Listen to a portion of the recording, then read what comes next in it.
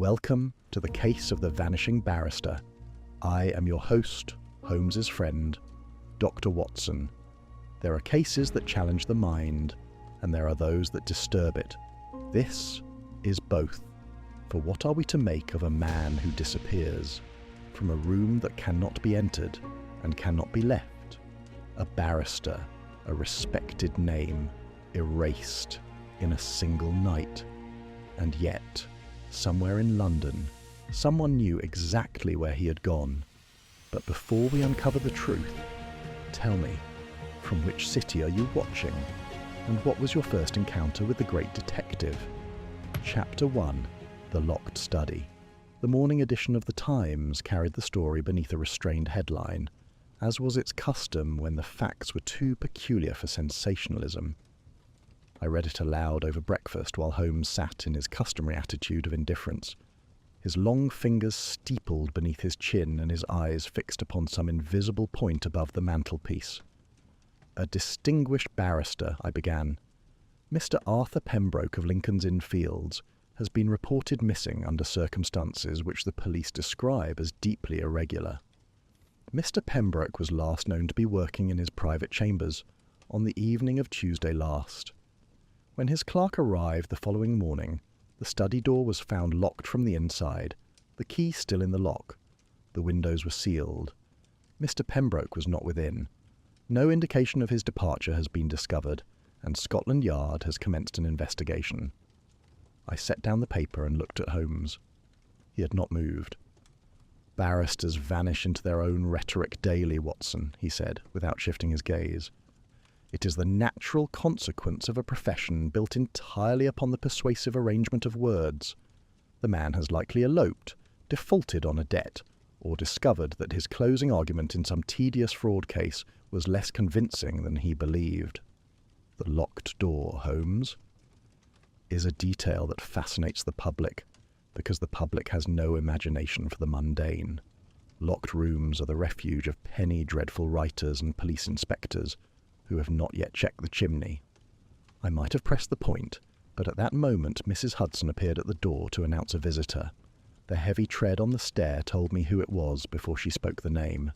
And when Inspector Lestrade entered the sitting room with the particular expression he wore when a case had moved beyond his comfortable range of explanation, a tightness about the jaw, a brightness in the small dark eyes that was not confidence but its opposite. He carried his hat in both hands, turning it slowly by the brim. "Good morning, Mr. Holmes, Doctor." He nodded to each of us in turn. "I expect you've read the papers." "Watson has read them to me," Holmes replied. "I was not sufficiently stirred to read them myself. Pray sit down, Inspector, and tell me what the papers have not printed." Lestrade sat, placing his hat upon his knee. "Arthur Pembroke is one of the most prominent barristers in London. King's Counsel within the year, they say. He has chambers at number 14 Lincoln's Inn Fields, a fine old building, and 17th century, thick walls, solid doors. His clerk, a young man named Edwin Marsh, left the chambers at 9:30 on Tuesday evening. Pembroke told the night porter he intended to work late. That is the last anyone saw of him." "And the morning?" "Marsh arrived at 8 o'clock sharp, found the study door locked, knocked, received no answer. The porter confirmed Pembroke had never signed out. They keep a ledger, you see.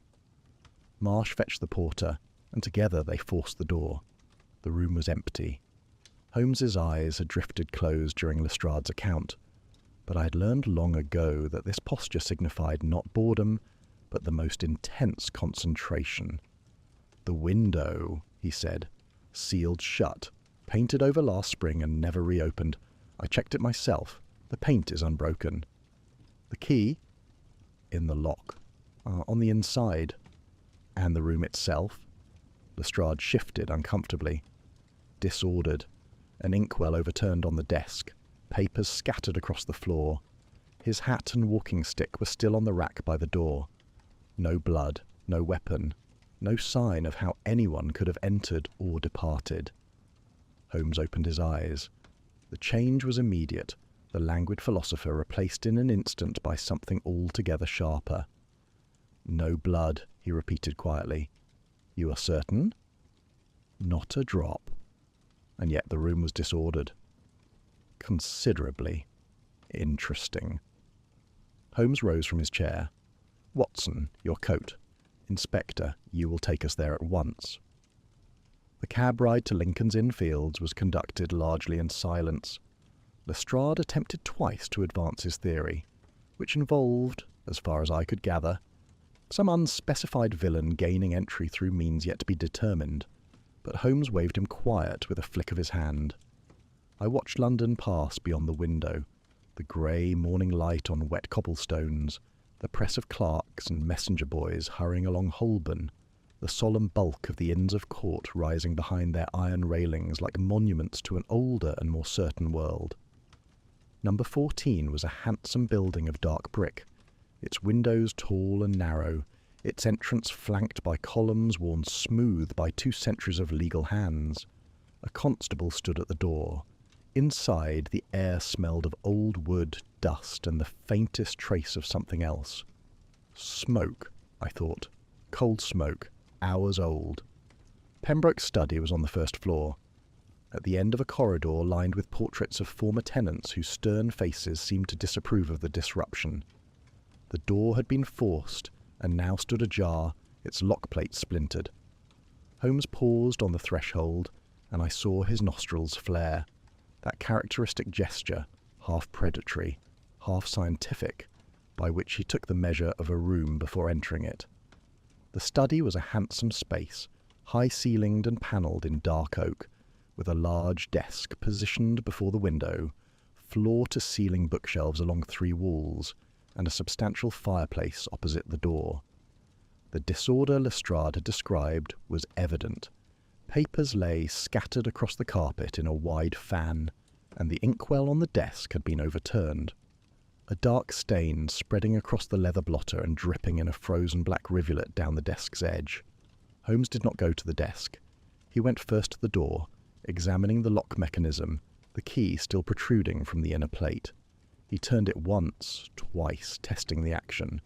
Satisfied, he moved to the window, crouching to inspect the painted seal along the frame, running a fingernail along the joint where sash met sill. The paint was unbroken. I confirmed this myself when Holmes gestured me forward. "Now then," he murmured, and turned to the room. He approached the desk with the particular deliberation of a man reading a page of text rather than examining a piece of furniture. He studied the overturned inkwell without touching it, lowering himself until his eyes were level with the desk top. He remained in this position for some time. Then he straightened and said, to no one in particular, "There is no splash." "I beg your pardon," said Lestrade.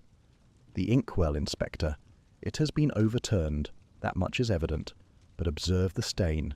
It flows in a single direction, a steady pour toward the desk's edge. When an inkwell is struck or knocked during a struggle, the ink disperses. It splashes outward in multiple directions. It marks the papers. It leaves satellite droplets. This inkwell was not knocked over. It was placed on its side and allowed to pour. The disorder in this room is the work of an organized mind." Lestrade opened his mouth and closed it again. Holmes moved to the coat rack beside the door. A silk-top hat sat on the upper peg, and a fine ebony walking stick with a silver handle rested in the stand below. Holmes lifted the hat, examined it briefly, and replaced it. He stood regarding it for a moment, his expression unreadable. "A man who leaves his hat behind," he said quietly, "wishes you to believe he did not choose to leave." Before Lestrade could respond, Holmes had crossed to the fireplace. He knelt on the hearth and peered into the grate. I could see from where I stood that a quantity of ash lay within, grey-white, fine, the residue of a substantial burning. Holmes produced a small envelope from his pocket and, using the fire iron, began carefully separating fragments from the ash bed. "Watson, come here." I knelt beside him. He held up a fragment of partially burned paper, heavier than ordinary writing stock, with a faintly textured surface. "What do you make of this?" I turned it in my fingers. "It is thick. Parchment, perhaps. Not common notepaper." "Precisely. Legal parchment, and of a specific kind. Feel the weight, the fibre. This is not English stock. I have handled enough documents in my career to recognise Irish legal parchment, Watson. It has a distinctive composition, a higher rag content, a particular finish favoured by the Dublin colleges. He returned to the grate, sifting with the patience of a man panning for gold. He found further fragments, the remains of a wax seal, a corner of heavier cardstock, threads of what might have been ribbon binding.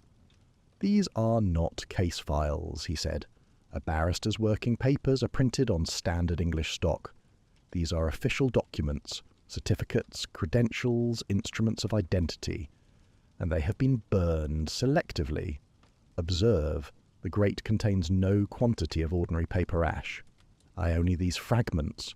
Whoever burned these items chose them with care." He rose, dusting his knees, and stood in the centre of the room, turning slowly. His gaze swept across the bookshelves, 3 walls of them, floor to ceiling, heavy oak with brass fittings. He stopped. I followed his eyes, but saw nothing remarkable. Only the uniform ranks of legal volumes, their spines aligned with the precision one would expect of a meticulous man. Holmes crossed to the bookshelf on the wall opposite the window. He crouched, examining the floorboards at its base. His fingers traced a line along the edge where wood met carpet. Then he straightened and looked at the shelf itself, running his hand along its lower edge, pressing gently at the join between shelf and wall. He was silent for a long time. Then he reached into his waistcoat pocket and produced a small magnifying lens, through which he examined something on the floorboard, something I could not see from my position. He pocketed the lens, and I saw him pluck something from the shelf's edge, a splinter, tiny, barely visible. He held it up to the window light for a moment, then placed it in his waistcoat pocket without comment. "Well, Holmes," I asked, "what have you found?" He straightened, brushed his hands together, and turned to face us with an expression I knew well, the mask of deliberate withholding, the face of a man who has seen something significant and chosen not to share it. "Nothing yet," he said, "but I find it remarkable, Watson, how a room can be too perfect a mystery." "Too perfect?" Lestrade frowned. "A locked door with the key inside, a sealed window, and papers in disarray but no blood, a hat left behind but no coat, ash in the grate but no indication of what was burned or why. Every element is present, every element that a person reading a sensational account would expect to find in a case of impossible disappearance. It is almost as though someone composed this room, Inspector, as though it were written rather than lived." Lestrade stared at him. "You're saying this was staged?" "I'm saying nothing yet. I'm observing that this room tells a very particular story, and I am not yet satisfied that the story it tells is the true one." He took his hat from the stand by the door. "I shall return tomorrow morning, Inspector. In the meantime, I would be grateful if you would ensure that nothing in this room is disturbed, particularly the fireplace and the bookshelves." "The bookshelves?" Lestrade repeated, bewildered. But Holmes was already in the corridor, his footsteps sharp and rapid on the old stone floor. I hurried after him, catching up on the stair. "Holmes, what did you see at that bookshelf?" He did not answer immediately. We emerged into the grey morning air of Lincoln's Inn Fields, where the plane trees stood bare against a low, threatening sky. Holmes paused at the curb, raising his stick to summon a hansom. When the cab drew alongside, he turned to me, and I saw in his eyes that particular light. Not excitement, precisely, but the cold, unwavering focus of a mind that has found the first thread and intends to follow it to whatever end awaits. I saw dust. "Watson," he said, "dust that has been disturbed in an arc, as though something heavy swung outward from the wall. I saw scratches on the floorboards, old scratches and fresh ones alike, consistent with repeated movement, and I found a splinter of oak at the panel's edge, freshly broken. A hidden door? A possibility I intend to confirm, but not yet. Not until I understand why it is there and what its existence tells us about the man who used it." He climbed into the cab and settled back against the seat. "There is a great deal more to Arthur Pembroke than a silk hat and a set of chambers, Watson. A great deal more. I climbed in beside him. The cab lurched forward into the morning traffic, and behind us the ancient buildings of Lincoln's Inn receded into the fog, that grey, enveloping London fog that swallows everything eventually, and which, I would come to learn, had swallowed the truth of Arthur Pembroke long before any of us thought to look for it. Chapter 2. Ashes in the Fireplace. Holmes did not speak again until we had returned to Baker Street, where he installed himself in his chemical corner with the fragments he had collected from Pembroke's fireplace. I watched him work for the better part of an hour, separating the ash samples into small glass dishes, applying reagents, examining each fragment beneath his lens with the absorbed patience of a man who has forgotten the existence of time and all its obligations. At length, he set down his instruments and reached for his pipe. "The burning was not indiscriminate, Watson," he said, packing the bowl with slow precision. "I have identified 4 distinct document types in the ash. The first is the Irish legal parchment I noted at the scene. Heavy, fibrous, consistent with certificates of qualification or academic diplomas. The second is a lighter stock bearing traces of official wax seal, the composition of which suggests a government or institutional stamp rather than a personal signet. The third is standard correspondence paper, but only a very small quantity, perhaps a single letter or 2 at most. And the fourth, most curiously, is a fragment of photographic card, the kind used for carte de visite portraits." "Portraits?" "A man's own likeness, Watson, burned alongside his credentials and what appear to be official documents of identity." He struck a match and held it to the bowl. "Consider what that tells us. A man under threat of violence does not pause to burn his own photograph. A man being dragged from his chambers by force cannot burn anything at all. But a man preparing to cease to exist, a man who wishes to leave no trace of who he is, such a man burns precisely these items and no others." "You believe Pembroke destroyed his own papers deliberately?" "I believe the evidence of the fireplace is inconsistent with panic and entirely consistent with method. The burning was selective. Only documents of personal identity were destroyed. Not case files, not financial records, not correspondence with clients. Whatever Pembroke feared, it was not the exposure of his professional conduct. It was the exposure of something far more fundamental." He fell silent, wreathed in pipe smoke, and I knew better than to press him further. Holmes in this state was not a man to be interrupted. He was assembling a structure in his mind, and each new fact was a beam or a buttress whose placement required absolute concentration. It was shortly before noon when he rose abruptly, knocked out his pipe, and announced that we would call upon Mrs. Pembroke. The Pembroke residence stood in a quiet Kensington crescent, a handsome terraced house of white stucco with black iron railings, and a front garden, kept with the understated precision that speaks of modest prosperity rather than great wealth. A maid admitted us, and led us to the drawing-room, where Eleanor Pembroke waited. She was a woman of perhaps 36, fair-haired and finely featured, with the kind of composed bearing that I have learned to associate not with calm, but with the determined suppression of its opposite. Her hands, folded in her lap, were quite steady. Her eyes were not. They moved between Holmes and myself with the restless vigilance of a person who has not slept and does not expect to. "Mr. Holmes, Dr. Watson." Her voice was measured but thin, as though she were rationing the air available to her. "Inspector Lestrade told me you might come. I'm grateful. I will answer anything you wish to ask." Holmes took the chair she indicated and studied her for a moment before speaking. I'd seen him observe suspects, witnesses and clients in 100 different settings, and I had long since learned to distinguish between his professional scrutiny and genuine human attention. In this instance, I noted both. "Mrs. Pembroke, I will not waste your time with reassurances I cannot yet support. Your husband has disappeared under unusual circumstances, and I intend to discover why. To that end, I must ask you questions that may seem intrusive. I ask them not from prurience, but from necessity." "I understand." When did you first notice a change in your husband's behaviour? She considered this carefully.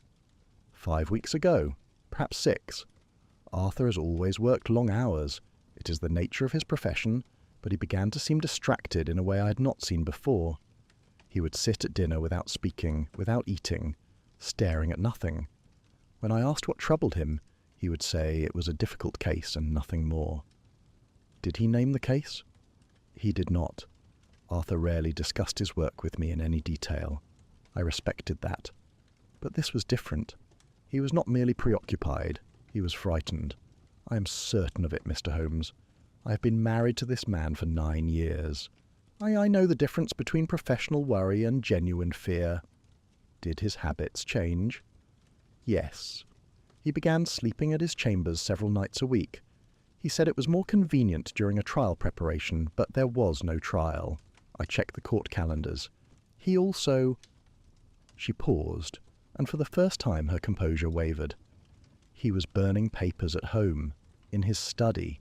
I smelled the smoke one evening and found him standing before the fireplace. He told me he was clearing old files, but he was not. The papers he burned were from his desk drawer, the private drawer, the one he kept locked. Holmes leaned forward almost imperceptibly. Can you describe those papers? I never saw them clearly. He was standing between me and the fire. But I noticed, the next morning, when he had gone, that certain things were missing from the study. His framed certificate from the wall had been taken down. There were lighter patches on the wallpaper where it had hung, and where another frame had been, a smaller one. I believe it held a certificate of some kind, though I confess I had never examined it closely. You said certificates, plural. Yes, 2 frames removed, and a photograph, a portrait of Arthur as a younger man, taken shortly after we married. It had stood on the mantelpiece. It was gone. Holmes nodded slowly. He rose from his chair and, with Mrs. Pembroke's permission, asked to see the private study. She led us upstairs, a modest room at the rear of the house overlooking the garden. It was orderly, the desk clear, the bookshelves neatly arranged. But Holmes went directly to the wall behind the desk. I saw what he saw. The wallpaper, a deep burgundy pattern of the William Morris school, showed 2 distinct rectangular patches where the colour was fractionally brighter, unfaded by years of light. One was large, roughly the dimensions of a framed diploma. The other was smaller, narrow, perhaps a professional licence or certificate of admission. Both had been recently removed. The picture hooks were still in the wall, but the frames were nowhere in the room. Holmes examined the mantelpiece next. A thin rectangle of dust marked where the photograph frame had stood. He ran a finger along it, studying the outline. Mrs. Pembroke, he said, turning back to her with a gentleness I did not often hear in his professional manner. I must ask you something that may seem indelicate. How well do you know your husband's history before your marriage? The question surprised her. I know that he studied law in Dublin, that he came to London as a young man and established himself through diligence and talent, that he had no family to speak of.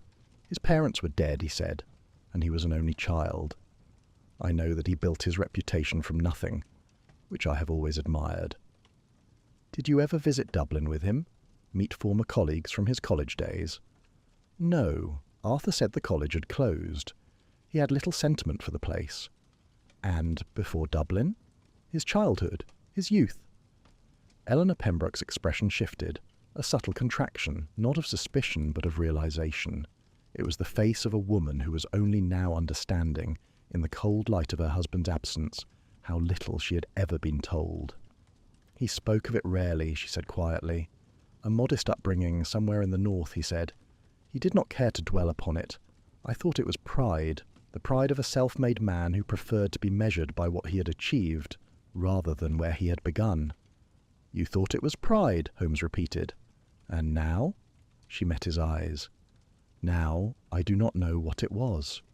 Holmes held her gaze for a moment, then inclined his head with something that approached a bow. Thank you, Mrs. Pembroke. You have been more helpful than you know. I will do everything in my power to find your husband and return him to you. I ask only that you trust me to do so in my own way, and at my own pace. She nodded. I saw her hands tighten in her lap, the knuckles whitening. She did not ask what Holmes suspected. I believe she was afraid of the answer. We left the Kensington house in silence and walked some distance before Holmes hailed a cab.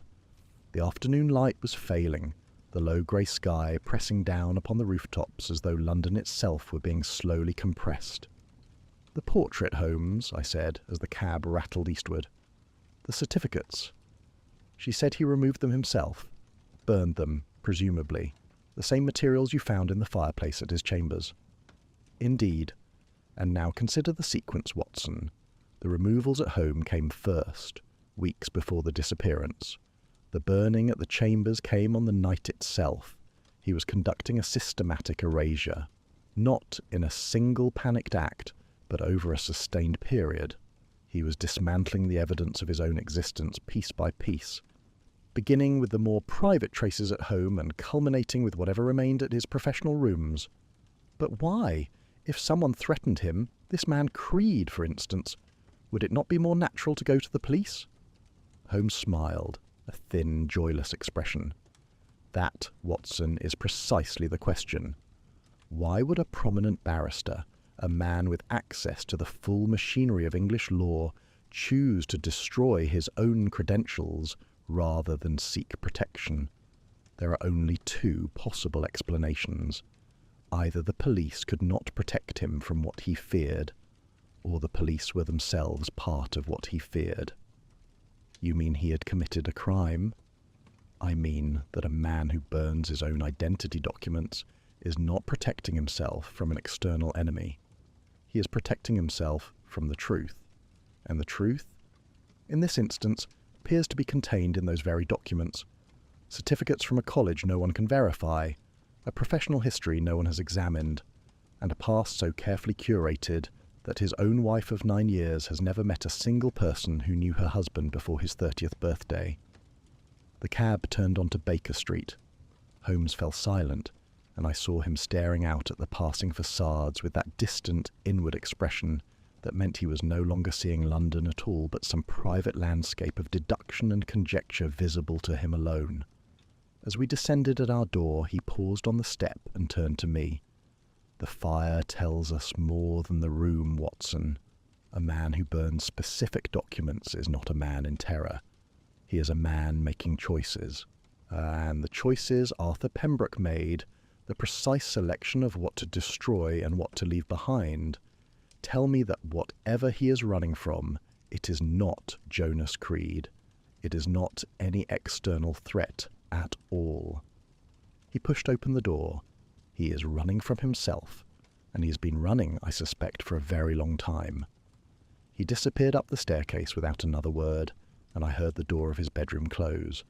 I stood alone in the hallway for a moment, listening to the familiar sounds of Baker Street settling into evening, the creak of old timber, the distant clatter of a hansom on the cobbles, the murmur of Mrs. Hudson's wireless from the kitchen below. All the ordinary sounds of an ordinary world are going about its ordinary business, while somewhere in the darkness, a man who was not who he claimed to be moved further and further from the life he had built upon a lie. I climbed the stairs to my own room, but I did not sleep well that night.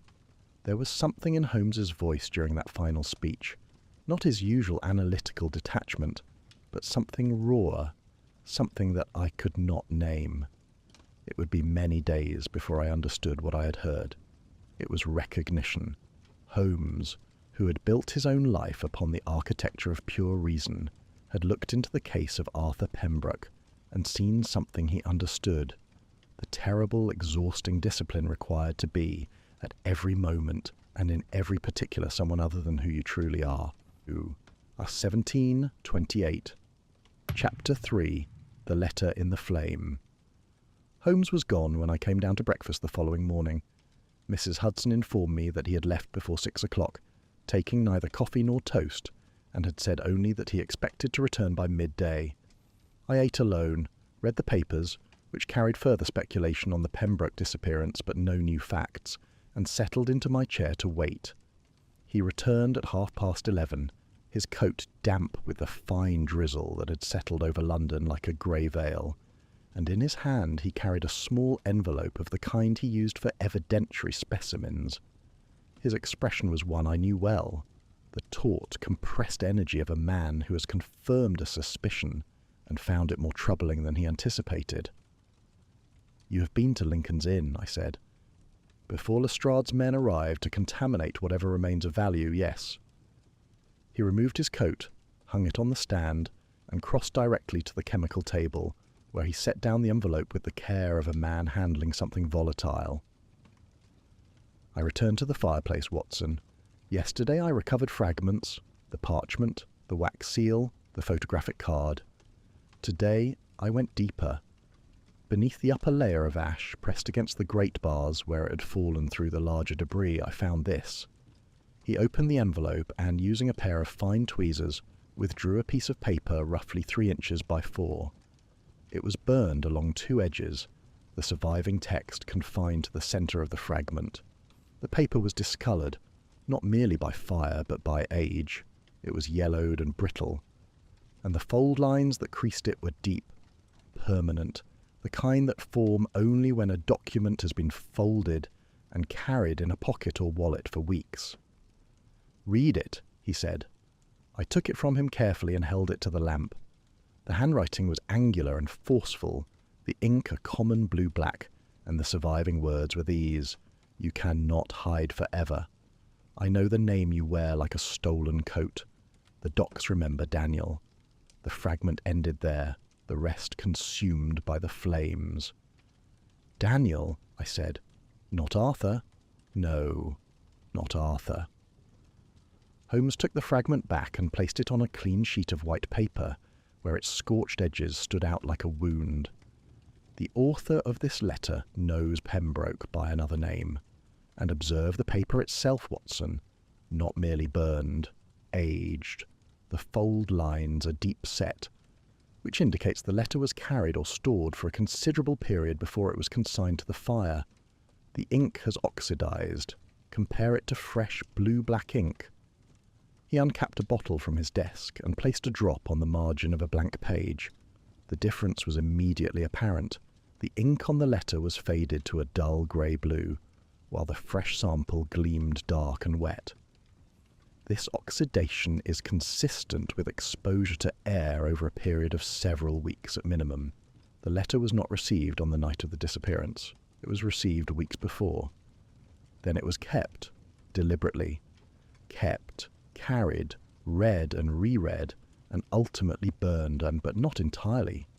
Whether by accident or design, this fragment survived." He settled into his chair and pressed his fingertips together. "Now, consider the implications. A threatening letter addressed to a man named Daniel, accusing him of hiding behind a false name, referencing docks, a location associated with London's criminal waterfront. This letter was in Pembroke's possession for weeks before his disappearance. He did not take it to the police. He did not show it to his wife. He kept it, and on the night he vanished, he attempted to destroy it along with every other document that connected him to whoever Daniel is." "If the threat was known weeks in advance," I said slowly, "he had ample time to seek protection." "Precisely, Watson, and that is the question that now governs this investigation. Why did a man with the full resources of the English legal system at his disposal, a barrister no less, a man who spends his professional life inside the machinery of the law, choose to burn letters and destroy credentials rather than walk to the nearest police station and file a complaint?" Holmes paused. The answer hung in the air between us, unspoken. Because going to the police would have required him to explain who the letter was from, what it referred to, and who Daniel is, and that explanation, I believe, would have destroyed Arthur Pembroke as thoroughly as any knife or bullet. He rose and took his hat. "Come, Watson, we are going to Scotland Yard." The walk to the embankment was brief and conducted in the particular silence that Holmes imposed when his thoughts were moving faster than conversation could accommodate. I had learned over the years to respect these silences. They were not rudeness, but a form of extreme concentration, the outward stillness of a mind in violent motion. At Scotland Yard, we found Lestrade in his cramped office on the second floor, surrounded by papers and wearing the expression of a man who has been awake too long and discovered too little. He waved us in with a grunt. "I hope you've come with something, Mr. Holmes, because I've got nothing but dead ends and a commissioner asking for progress every 4 hours." "I have come with a question, Inspector. What can you tell me about recent escapes from Pentonville Prison?" Lestrade frowned. "Pentonville? What has that got to do with a missing barrister?" "Indulge me." Lestrade rummaged through a stack of files and extracted a thin folder. "One escape in the past 3 months. A lifer named Jonas Creed. Broke away during a work detail transfer 6 weeks ago. Fraud and conspiracy conviction, 15 years served. We circulated his description, but he hasn't been cited. Low priority, frankly. The man's nearly 50, broken down by hard labour. Not exactly a menace to public safety." "May I see the file?" Lestrade passed it across. Holmes opened it and read with the rapid, consuming attention he brought to documents of interest, his eyes moving in quick lateral sweeps, pausing occasionally, returning to a passage, moving on. I watched his face. It gave away nothing. "The conviction," Holmes said, without looking up. "Fraud and conspiracy. The trial record mentions testimony from an informant, an unnamed informant whose identity was sealed by the court.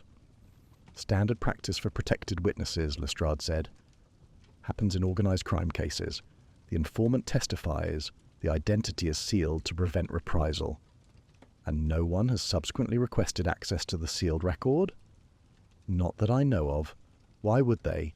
Creed was convicted. Case closed." Holmes set down the file. "Inspector, I require access to the sealed portion of this record, the informant's identity." "That's Home Office jurisdiction, Mr. Holmes. I can't authorise." "Then I shall go through other channels. But I will tell you this much. The informant in the Creed case is, I believe, directly connected to the disappearance of Arthur Pembroke. Whether as victim, accomplice, or something else entirely, I'm not yet prepared to say." Lestrade stared at him. "You think an escaped convict from 15 years ago has something to do with this?" "I think a great many things. Inspector, I am presently attempting to reduce them to certainties." He produced a small card from his pocket and wrote a brief message. "Kindly have this telegram sent to the Diogenes Club, care of Mr. Mycroft Holmes. The matter is urgent." Lestrade took the card with the reluctant compliance of a man who has learned through long and occasionally humiliating experience that Holmes's requests, however peculiar, tend to produce results. As we were leaving, Lestrade called after us. "One more thing, Mr. Holmes. Might be nothing. One of my sergeants has been looking into the Pentonville angle, and he's turned up a connection. A prison guard named Briggs, Thomas Briggs, has a cousin who works as a runner at Lincoln's Inn. William Briggs, same building complex where Pembroke has his chambers." Holmes paused in the doorway. I saw the faintest flicker of interest cross his features, followed almost immediately by something else. The practiced neutrality of a man who has evaluated a piece of information and filed it in a category he does not intend to share. "Indeed," he said. "That is suggestive, Inspector. You should pursue it." "You don't think it's significant?" "I think you should pursue it," Holmes repeated, with a mildness that I recognised as strategic. He wished Lestrade occupied. A Lestrade chasing the Briggs connection was a Lestrade not interfering with Holmes's own lines of inquiry. I'd seen this manoeuvre before and said nothing. We walked along the embankment in silence. The Thames moved below us, grey and sluggish under the low sky, its surface broken by the wakes of coal barges and river police launches. Gulls wheeled overhead, their cries sharp and mournful in the damp air. "You will write to Mycroft," I said. "I have already done so. The sealed court records are beyond Lestrade's reach, but well within my brother's. Mycroft's position affords him access to documents that the Home Office guards with considerable jealousy and very little competence." He walked a few paces further. "The Creed file tells an interesting story, Watson. 15 years ago, 2 men operated an insurance fraud scheme from the Limehouse docks. Their partnership ended when one of them turned informant, testified against the other under protected identity, and vanished. The convicted man, Creed, received a life sentence. The informant received a new life entirely. And the informant's name was sealed by the court, but the letter from the Fireplace addresses Pembroke as Daniel. The letter references the docks, and Jonas Creed, a man convicted on the testimony of a sealed informant from the Limehouse docks, escaped from Pentonville 6 weeks ago. He stopped walking and turned to face the river. I do not yet have proof, Watson, but the architecture of this case is becoming visible. A man who built his life on a sealed record. A former partner who has spent 15 years in prison nursing a grievance of monumental proportion, and a disappearance that occurred not in a moment of sudden violence, but after weeks of escalating fear. Weeks during which the man who calls himself Arthur Pembroke systematically erased every document that could connect him to whoever he was before. You believe Pembroke is the informant, Daniel. I believe it is the hypothesis that best accounts for the evidence. A man who cannot go to the police because the police would ask questions he cannot answer. A man who burns Irish legal parchment, credentials that may be forged, along with photographs and identity documents.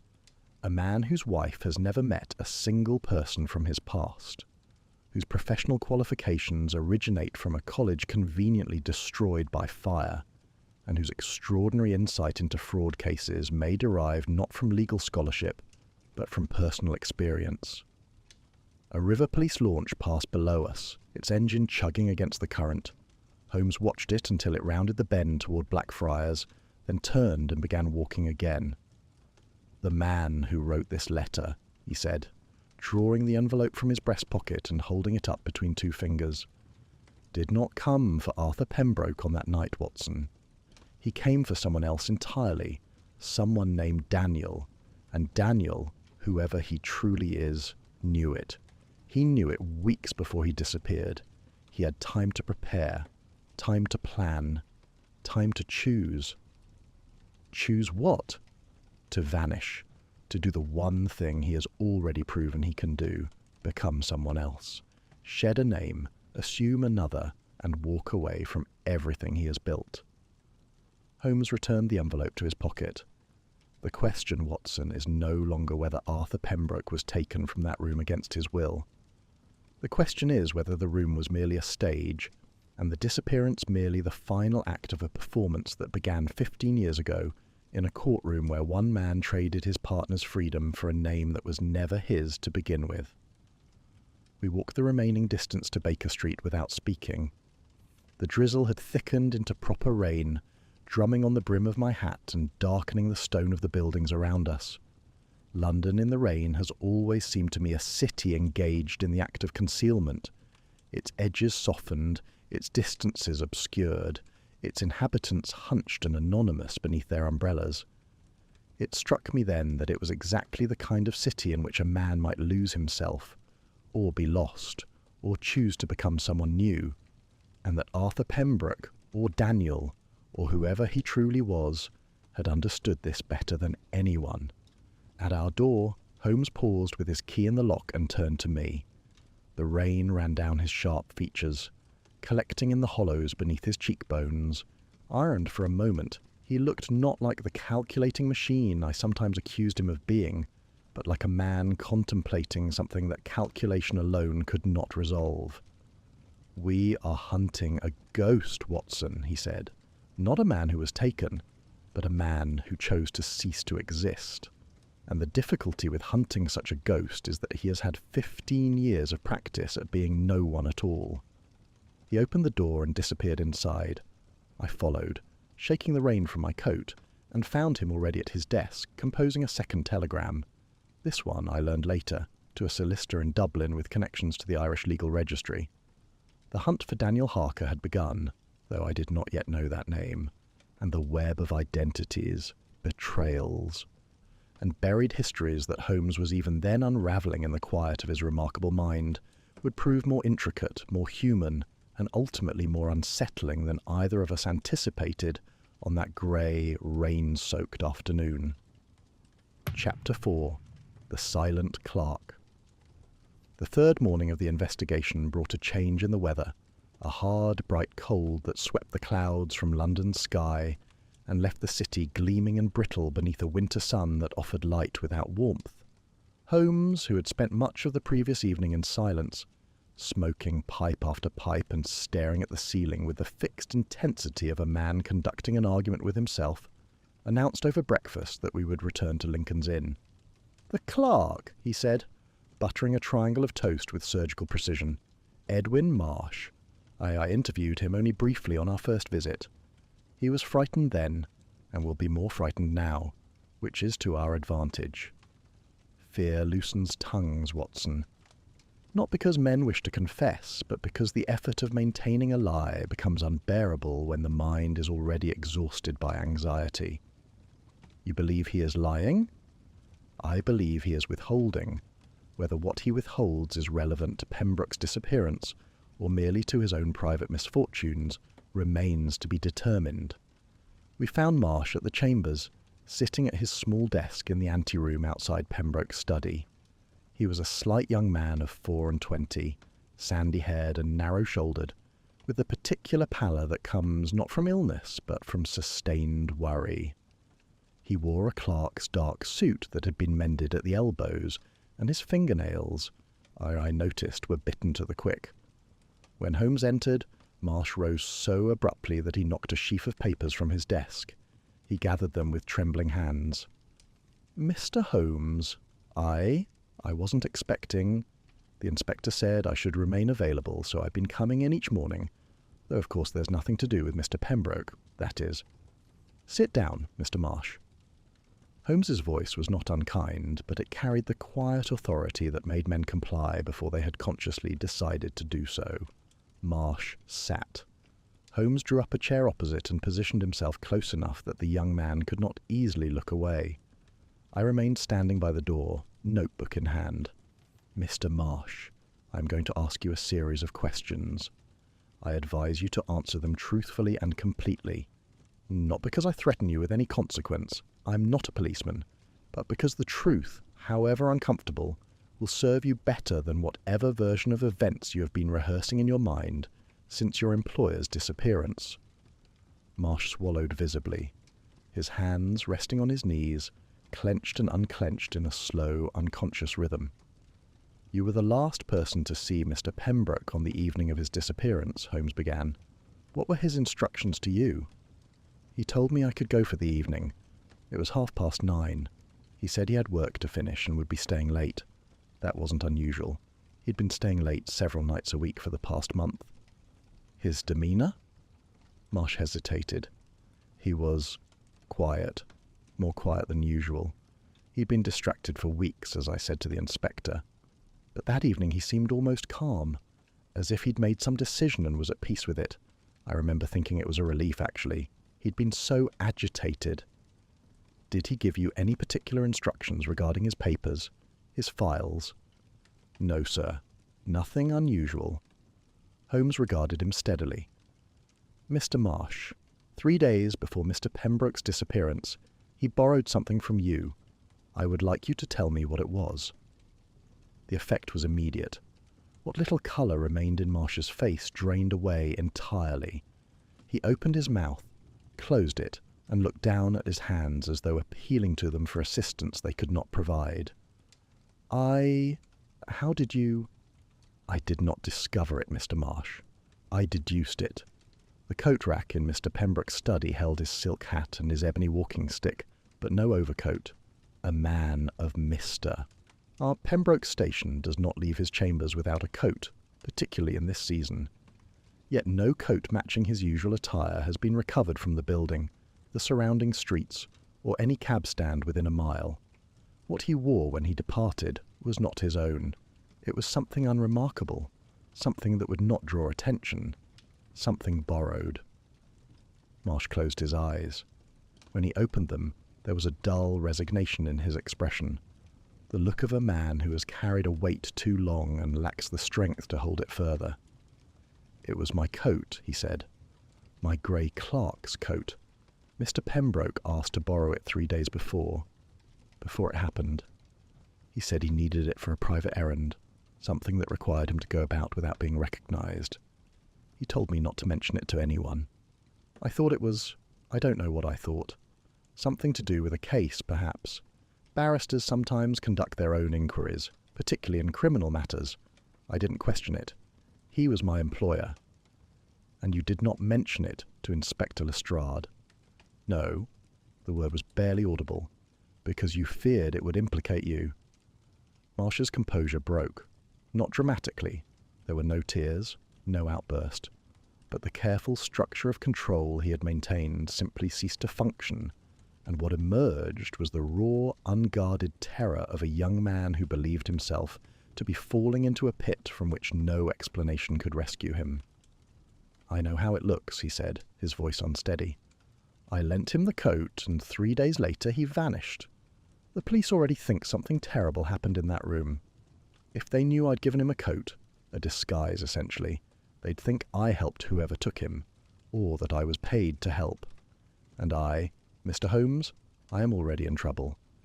Not this kind of trouble, but trouble all the same, and if the police begin examining my affairs, they will find—" He stopped. Holmes waited. The silence stretched until Marsh could no longer bear it. "I owe money," he said, "a considerable amount, to a man in Whitechapel named Flint. £14. I fell behind at cards. It began as small games at a public house in Shoreditch and grew into something I couldn't control. Flint charges interest. The debt keeps growing. I've been paying what I can, but it's never enough." He looked up at Holmes with an expression of desperate candour. "If the police find out about Flint, they'll say I was bribed. They'll say someone paid me, this Creed person perhaps, the one the papers are mentioning, paid me to let him into the building, or to provide information about Mr. Pembroke's schedule, or God knows what else, and I can't prove otherwise. I can't prove a thing. I can only tell you that I had nothing to do with whatever happened to Mr. Pembroke. I lent him a coat because he asked me to, and I owe money to a moneylender because I am a fool. That is the entirety of my guilt." Holmes had listened to this confession without interruption, his gaze fixed on Marsh's face with the absolute concentration of a man reading not words, but the musculature beneath them, the involuntary twitches, the dilation of the pupils, the rhythm of breathing that reveals what speech attempts to conceal. When Marsh finished, Holmes sat back. "On the night of the disappearance," he said, his tone now markedly gentler, "where were you between the hours of 10 in the evening and 1 in the morning?" "At a card game, in Shoreditch, at the Blind Fiddler, a public house on Curtain Road. I was there from 9:30 until nearly 1 o'clock. I went directly from the chambers." "Who else was present?" "Thomas Gilroy, Frederick Anson, and a man called Little Pete. I don't know his surname. Gilroy and Anson are clerks at Chancery Lane. We play every Tuesday." "And they would confirm your presence throughout the evening?" "Every moment. I lost 2 shillings. I remember because I couldn't afford to lose anything at all." Holmes nodded. He rose from his chair and stood regarding the young clerk with an expression I could not easily classify. Not pity, precisely, but something in its vicinity, a recognition perhaps of the particular cruelty of small weaknesses in times of large consequence. "Mr. Marsh, I believe you. You are not a conspirator. You are not an accomplice. You are a young man with a commonplace vice who had the misfortune to work for a man with an uncommon secret." He moved toward the door, then paused. "A word of advice, freely given. Settle the debt with Flint. Sell something, borrow from family, take an additional position, whatever is required. Men like Flint do not forgive debts. They cultivate them." Marsh stared after him, his mouth slightly open, and I saw in his eyes the bewildered gratitude of a man who has braced himself for a blow, and received instead an unexpected kindness. While Holmes had questioned Marsh, I had taken the opportunity, at Holmes's prior instruction, to speak with the night porter, a stout, weather-beaten man named Garvey, who had served at Lincoln's Inn for 19 years, and who regarded the disruption to his routine with considerable personal offence. Garvey confirmed the essentials, Pembroke had told him at approximately 10 o'clock that he would be working late. No one had entered or left through the main entrance after that hour, and no one had signed the night ledger. But under my questioning, Garvey admitted something that had not appeared in Lestrade's initial report. Between 11 o'clock and approximately past, Garvey had left the ground floor entrance to make his customary rounds of the upper floors, checking locked doors, extinguishing gas lamps, ensuring windows were secured. During this period, the entrance was unmonitored. 30 minutes, I reported to Holmes as we descended the staircase. 30 minutes in which a man could walk calmly out of the front door without being observed, Holmes confirmed. Or, alternatively, 30 minutes in which someone could enter. The reader of this case, and I use the word advisedly, Watson, for I increasingly feel we are reading a narrative rather than investigating a crime, is meant to assume the latter, that an intruder used the porter's absence to gain entry. But consider, the door to Pembroke's study was locked from the inside. If an intruder entered the building during the porter's rounds, he would still have had to gain access to a locked room, and then lock it again upon departing. The porter's gap explains access to the building. It does not explain access to the study. Unless the intruder had a key. Unless the intruder had a key, or unless there was no intruder at all. The cab ride to Whitechapel was brief and unpleasant. The bright cold of the morning did nothing to improve the squalor of the East End, but merely illuminated it more harshly, the sunlight falling on grimy brickwork and narrow streets with the indifference of nature toward human suffering. Flint's establishment occupied the ground floor of a leaning tenement in a court off Commercial Street, a cramped, low-ceilinged room that smelled of tallow, damp wool, and the particular sour staleness of premises where money changes hands under duress. Flint himself was a small, round man with close-set eyes and the soft, careful hands of a person whose livelihood depends upon the precise counting of coins. He regarded Holmes with the wary deference that men of his profession reserve for anyone who might represent either the law or a competing interest. Holmes was direct. "Edwin Marsh. How much does he owe you?" Flint considered dissembling, thought better of it, and said, £14, 3 shillings, accumulated over 7 months. He pays a little each week, never enough. The interest compounds. Has anyone approached you regarding Marsh? Offered to settle his debt in exchange for his cooperation in any matter? Flint's small eyes narrowed. No, and if they had, I'd have taken the money and said nothing about it, so I wouldn't be telling you now, would I? He paused, apparently reconsidering the wisdom of this candour. But no one's asked. And the boy owes me, and that's the whole of it. Holmes studied him for a moment, then placed a sovereign on the counter. For your time, and your honesty, Mr. Flint, both of which I value, though not equally. We left the moneylender's den and emerged into the thin winter sunlight. Holmes walked in silence for a full minute before speaking. The clerk is guilty, Watson, but only of being young and foolish. His sins are commonplace. The sins at the heart of this case are considerably more architectural. You are satisfied he had no involvement? I am satisfied that his debts are owed to Flint, and not connected to Jonas Creed or anyone associated with Creed. I am satisfied that his account of lending the coat is truthful. Pembroke needed an unremarkable garment, and Marsh was the nearest source. And I shall verify his alibi for the night in question, though I expect it will hold.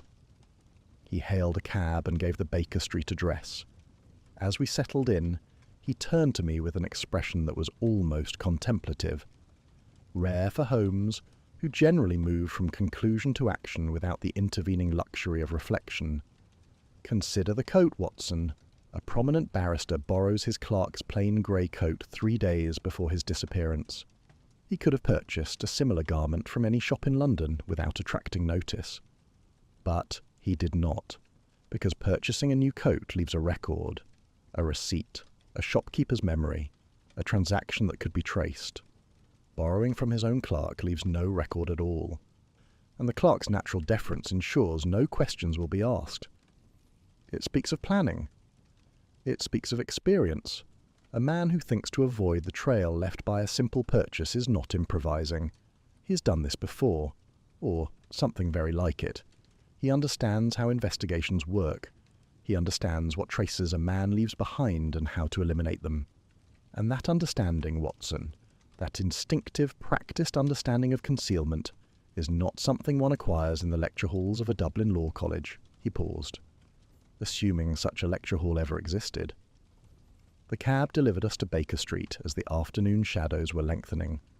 Holmes went directly to his desk and began composing a series of notes, to Lestrade, requesting confirmation of Marsh's alibi witnesses, and to his own network of informants in the East End, seeking intelligence on Creed's possible whereabouts, and a final longer communication whose recipient he did not disclose.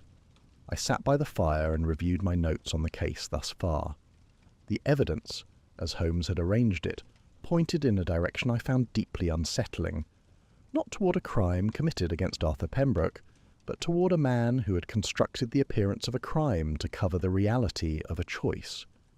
And yet the menace of Jonas Creed was real. The letters were real.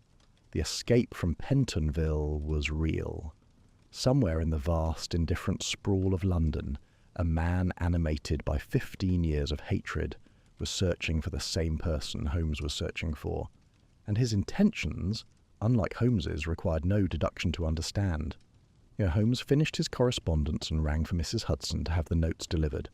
Then he sat in his chair, lit his pipe, and stared into the fire. "We are approaching the centre of this case, Watson," he said quietly, "and I confess it is not a centre I find comfortable. The mystery of a man taken against his will is simple. One searches for the taker. The mystery of a man who takes himself away is something altogether different. It requires us to understand not a crime, but a life. And that, I find, is a far more demanding exercise." He smoked in silence for a long time after that, and I did not disturb him. Outside, the winter dark came down over Baker Street, and the gas lamps flickered to life one by one, pushing back the shadows with their small, uncertain flames, each one a temporary victory of light over darkness. And each one, I thought, as fragile as the identity of the man we sought. Chapter 5. A Client Without History. On the fourth morning, Holmes received 2 communications before breakfast. The first was a brief note from Lestrade, confirming that Edwin Marsh's alibi had been verified. Thomas Gilroy, Frederick Anson, and the man known as Little Pete had each independently confirmed Marsh's presence at the Blind Fiddler, from 9:30 until nearly 1 o'clock on the night in question. Marsh was, as Holmes had concluded, innocent of everything save poor judgment at cards. The second communication arrived by government messenger, a young man in a dark suit who presented himself at the door with the particular expressionless efficiency that characterized the servants of Mycroft Holmes. The envelope bore no marking save a single letter M inscribed in violet ink on the flap. Holmes opened it at the breakfast table, read its contents twice, and set it down beside his plate with the careful deliberation of a man placing the final piece in a puzzle he almost wished he had not solved. "Mycroft has accessed the sealed court records from the Creed trial," he said. "The protected informant who testified against Jonas Creed 15 years ago is identified in the sealed documents as Daniel Harker. Address given at the time: 14 Cutter Lane, Limehouse. The address no longer exists. The building was demolished 9 years ago for warehouse construction." "Daniel," I said. "The name from the letter." The name from the letter, and now confirmed as the name of the man who sent Jonas Creed to prison, a small-time confidence man who specialized in insurance fraud and identity schemes, a fact Mycroft's note emphasizes with what I detect as my brother's characteristic understatement. The informant's testimony was given under a fabricated identity, which is itself a criminal offence. The court sealed the records to protect him, but the protection was built upon a lie. He rose from the table. "Today, Watson, we examine Pembroke's case files. I have obtained permission from the Chamber's senior clerk to review the active matters on Pembroke's desk. If the man we seek is indeed Daniel Harker, living under an assumed name, then the traces of that hidden life will be found not only in what he burned, but in what he kept. We arrived at Lincoln's Inn shortly after 9 o'clock.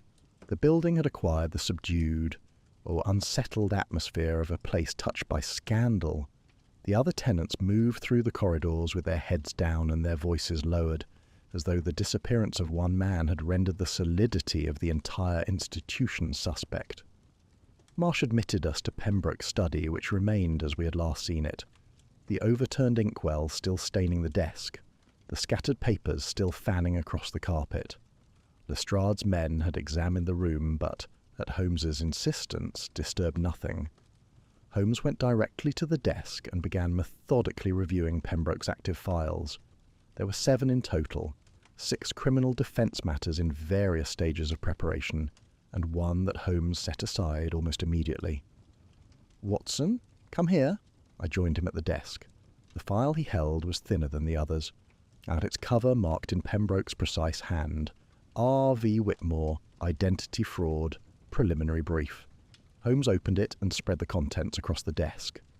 The case concerned a man named Gerald Whitmore, a wine merchant of Highgate, who had been arrested and charged with living under a false identity for 12 years. Whitmore, it appeared, had assumed the name and credentials of a deceased cousin in order to inherit a modest estate and establish himself in trade. The fraud had been uncovered when a distant relative conducting genealogical research discovered that the real Gerald Whitmore had died in infancy.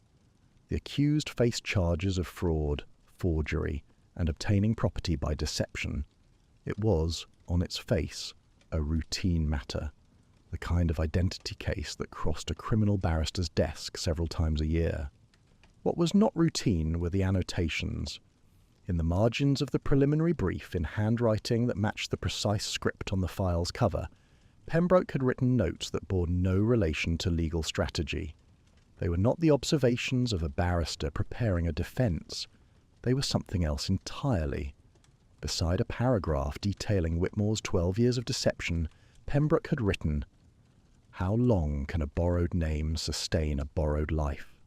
Beside the prosecution's summary of evidence, a catalogue of forged documents, assumed credentials, and fabricated personal history, he had written, "The architecture of reinvention is identical in every case. Only the materials differ." And at the bottom of the final page, beneath the court's schedule for preliminary hearings, a single line in smaller, more hurried script. The irony of defending what one has become. Holmes read each annotation twice, his face very still. Then he closed the file, placed both hands flat upon it, and sat in absolute silence for a long time. I had seen Holmes in many states, elated by a discovery, furious at a setback, coldly energized by the proximity of a solution. But this was different. There was no triumph in his expression. What I saw was something I can only describe as recognition. The look of a man who has found what he was searching for and discovered it to be not a clue, but a confession. "This is not a legal file, Watson," he said at last. "It is a mirror." Pembroke took this case not because it interested him professionally, but because it spoke to him personally. Gerald Whitmore, a man who assumed a dead man's name, had built a life upon forged credentials and maintained the deception for 12 years. Pembroke has done the same for 13. He was not defending Whitmore. He was defending himself by proxy, arguing in the privacy of his own marginalia that a borrowed life can become a real one, that the architecture of reinvention can support the weight of an actual human existence.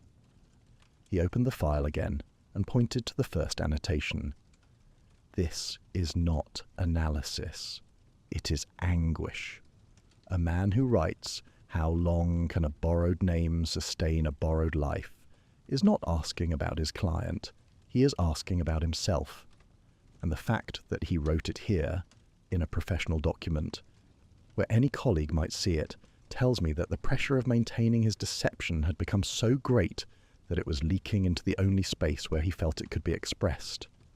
"Then you believe?" I no longer believe we are searching for a victim, Watson. I believe we are searching for an author, a man who wrote his own disappearance as carefully as he once wrote the identity that preceded it. He stood, gathered the Whitmore file and placed it inside his coat. I did not question this.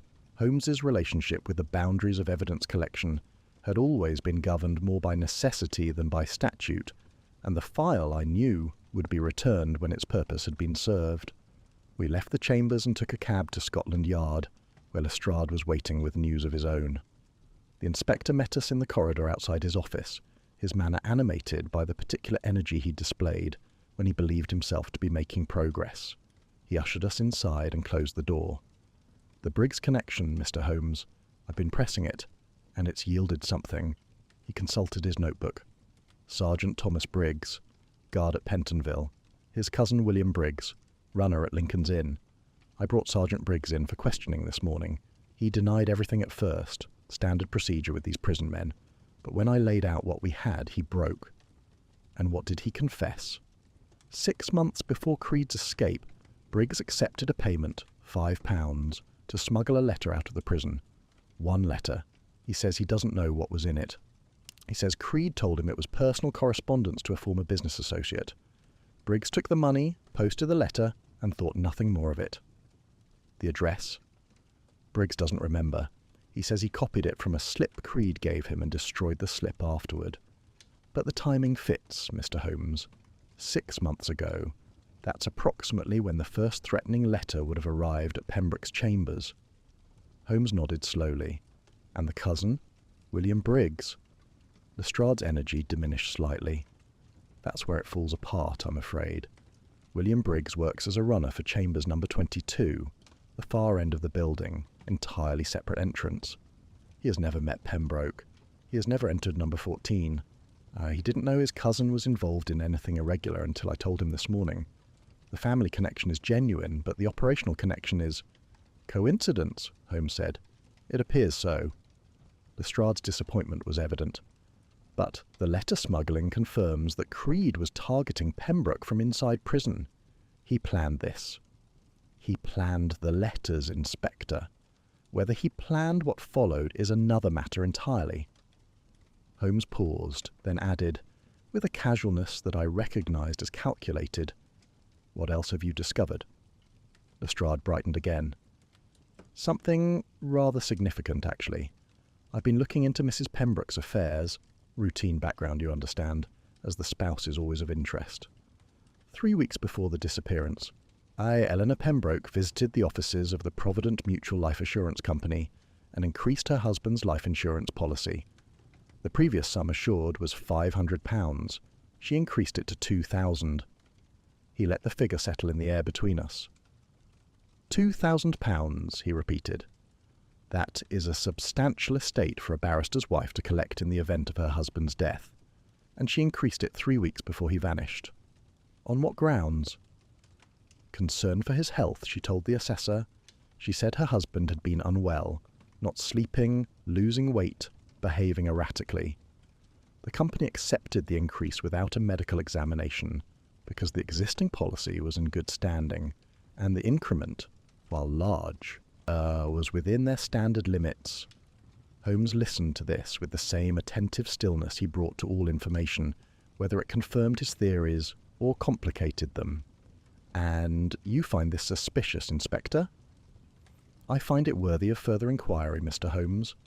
A wife increases her husband's life insurance by 300%, and 3 weeks later the husband disappears from a locked room. I've seen more damning coincidences turn out to be exactly what they appeared." "Indeed you have. And you intend to pursue this line?" "I do. I've requested Mrs. Pembroke's financial records, and I'm looking into her movements on the night in question. The night watchman at Lincoln's Inn. Not Garvey. A different man who patrols the perimeter reports seeing a woman in the vicinity of the building at approximately 11 o'clock that evening. He couldn't identify her. It was dark, there was fog, but he's certain it was a woman." Holmes rose from his chair. "Then you have a great deal of work ahead of you, Inspector. I would not wish to impede your progress. Watson and I have our own inquiries to pursue." On the street outside Scotland Yard, Holmes walked for several minutes without speaking. The bright cold of the morning had given way to a thin, hazy sunshine that gave the city the appearance of a photograph not quite in focus, every edge softened, every shadow diffuse. "Eleanor's insurance increase is genuine, Watson," he said at last. "And her motive for it is precisely what she told the assessor, concern for a husband she could see deteriorating before her eyes. She did not increase the policy because she planned his disappearance. She increased it because she feared he was dying. The tragedy is that she was right to be afraid, but the death she anticipated was not the kind that insurance can address." "And the woman near the building?" "A distraction. The night watchman saw a figure in the fog at a distance and interpreted it as female. The fog does not discriminate, and neither should we. Not yet. But Lestrade will pursue this with the tenacity of a terrier who has found a bone, and I prefer him occupied with Eleanor's insurance records than nosing about the avenues I intend to follow tomorrow." "Which avenues are those?" Holmes did not answer immediately. We had reached the embankment, and he stood for a moment looking out across the river, his sharp profile silhouetted against the pale sky. When he spoke, his voice carried a weight that I had rarely heard from him, the gravity of a man who has moved beyond the intellectual pleasure of deduction and arrived at something more human and more difficult. "I must trace the history of a man who does not exist, Watson. Arthur Pembroke, his credentials, his education, his entire professional identity, is a construction. I must determine when it was built, how it was built, and from what materials. And I must do so quickly, because I am not the only one pursuing this question." He turned from the river. "Jonas Creed has been in London for 6 weeks. He has been watching, waiting, and planning. He sent 3 letters, each more specific, or each proving he knew exactly who Arthur Pembroke truly was. Pembroke fled before Creed could act. But Creed is not a fool, Watson. A man who survives 15 years of hard labour and engineers his own escape from Pentonville is not a man who abandons his purpose because his quarry has bolted. He will follow. He is, I suspect, already following." He turned back toward Westminster. "Tomorrow I dismantle the identity of Arthur Pembroke, and I hope, Watson, that I can do so before Creed dismantles the man himself." Chapter 6. The Name That Was Borrowed. The 5th day of the investigation was the longest and, in many respects, the most consequential. Holmes had arranged the day's inquiries with the methodical precision of a military campaign, multiple lines of advance converging upon a single objective. By nightfall, the identity of Arthur Pembroke would either be confirmed or destroyed. There was, I sensed, no possibility that lay between. We began at the Diogenes Club. Mycroft Holmes occupied his customary chair in the strangers' room, the only chamber in that peculiar institution where conversation was permitted, and regarded his brother with the heavy-lidded, deceptively somnolent expression that concealed what I had come to recognise as one of the most formidable intellects in England. Where Sherlock was lean and restless, Mycroft was vast and still, a man who moved through the world as little as possible, because the world, in all its essential particulars, came to him. "You received my second telegram," Holmes said, settling into the chair opposite. "I did, and I have done what you asked, though I confess the exercise has produced results more troubling than I anticipated." Mycroft withdrew a slim folder from beside his chair and placed it on the table between them. "The sealed court records, as I provided yesterday, identify the informant as Daniel Harker. What I have since obtained, through channels I shall not describe in the presence of the good doctor, whose discretion I trust but whose expression I do not, is the supplementary intelligence file compiled by the Home Office at the time of Creed's trial." Holmes opened the folder. I leaned forward, but could read little from my position, only that the documents within were typewritten on government paper, stamped with classification markings. "Daniel Harker," Mycroft continued, "was born in Stepney in 1854, father a dock worker, mother a seamstress, no formal education beyond parish school. By the age of 20, he was running confidence schemes along the Limehouse waterfront. Small frauds, insurance manipulations, identity forgeries. He was skilled. The Home Office file notes that his particular talent was not invention, but impersonation. He could assume mannerisms, speech patterns, professional vocabularies with remarkable facility. He was, in the language of the intelligence assessor, a natural chameleon. His partnership with Creed began approximately 18 years ago. Creed provided the muscle and the connections. Harker provided the brains and the faces. He was the front man for their operations, adopting whatever identity was required. They ran their scheme for 3 years before it unraveled. When it did, Harker moved first. He approached the prosecution, offered testimony in exchange for immunity, and delivered it under a fabricated name, a name the court sealed to protect him. The fabricated name used in court. Was it Arthur Pembroke? No. The name used in the testimony was John Carswell. Pembroke came later, a secondary invention, more thorough than the first. Harker testified as Carswell, collected his immunity, and vanished. Our 2 years of silence. Then Arthur Pembroke appeared in London legal circles with credentials from the Royal Irish College of Law in Dublin. Holmes closed the folder. The college. Closed 11 years ago. A small institution, never particularly distinguished. Its records were destroyed in a fire that consumed the administrative building. A fire that the Dublin Metropolitan Police investigated at the time and concluded was accidental, though the file notes that no definitive cause was established. Mycroft paused and allowed a thin smile to cross his heavy features. I leave you to draw your own conclusions regarding the timing and convenience of that fire. Holmes said nothing for a moment. He sat with his fingers steepled, his gaze fixed on the folder, and I could see the architecture of the case assembling itself behind his eyes. Each fact a stone, each connection a line of mortar, the whole structure rising toward a conclusion that was no longer in doubt. Harker destroyed his own trail, Holmes said quietly, not merely by assuming a new name, but by ensuring that the credentials supporting that name could never be independently verified. The college was real, the degree was forged, and the fire that eliminated the records, whether he set it himself or merely profited from its occurrence, completed the construction. Arthur Pembroke was built on ash, Mycroft, ash and audacity. And 13 years of flawless performance, Mycroft added, which is, I confess, the element that interests me most. A man who could sustain such a deception for so long, under the constant scrutiny of the English legal profession, is not merely clever. He is exceptional. One almost admires the engineering, if not the ethics. Holmes rose.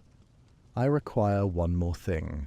The shipping registers for Southampton, specifically passenger manifest for merchant vessels departing in the coming week, vessels bound for the Cape Colony or any port in southern Africa. Mycroft raised an eyebrow, a gesture that, on his immobile face, conveyed approximately the same degree of surprise as a shout from any other man. You believe he is running for the colonies? I believe he is running for wherever Daniel Harker can become someone new. He has done it twice before. The docks are where he began, and the docks are where he will end, or begin again. Southampton is the nearest major port with regular sailings to destinations beyond the reach of English law. I shall have the manifest by evening. Holmes thanked his brother with a curt nod, the Holmes family's approximation of warmth, and we departed. Our next destination required a cab ride to the Temple, where the offices of the Irish Legal Registry maintained a London liaison. Holmes had arranged, through a solicitor of his acquaintance, to review whatever records survived regarding graduates of the Royal Irish College of Law. The liaison officer, a patient, methodical man named Calloway, who treated the inquiry with the weary thoroughness of a civil servant accustomed to unusual requests, produced what files he had. They were sparse. The college had been small, its record-keeping inconsistent even before the fire. Calloway confirmed what Mycroft had already established. No independent verification of any graduate's credentials was possible. The fire had consumed the enrollment records, the examination registers, and the degree certificates. Any man claiming a qualification from the college could neither be confirmed nor refuted. "A perfect void," Holmes murmured as we left.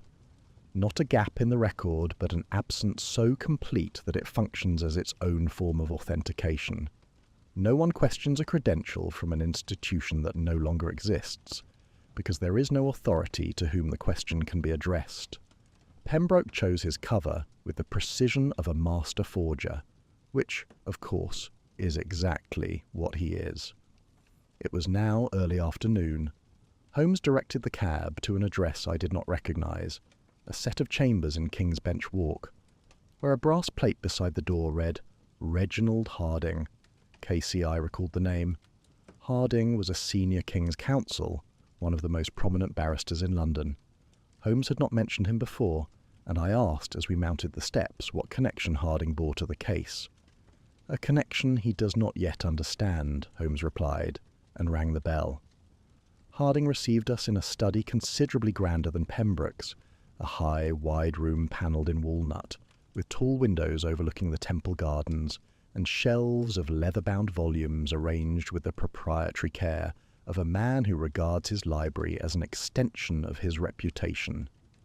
Harding himself was a large man of 55, florid and heavy-jowled, all with the commanding voice and expansive gestures of a man accustomed to holding the attention of a courtroom.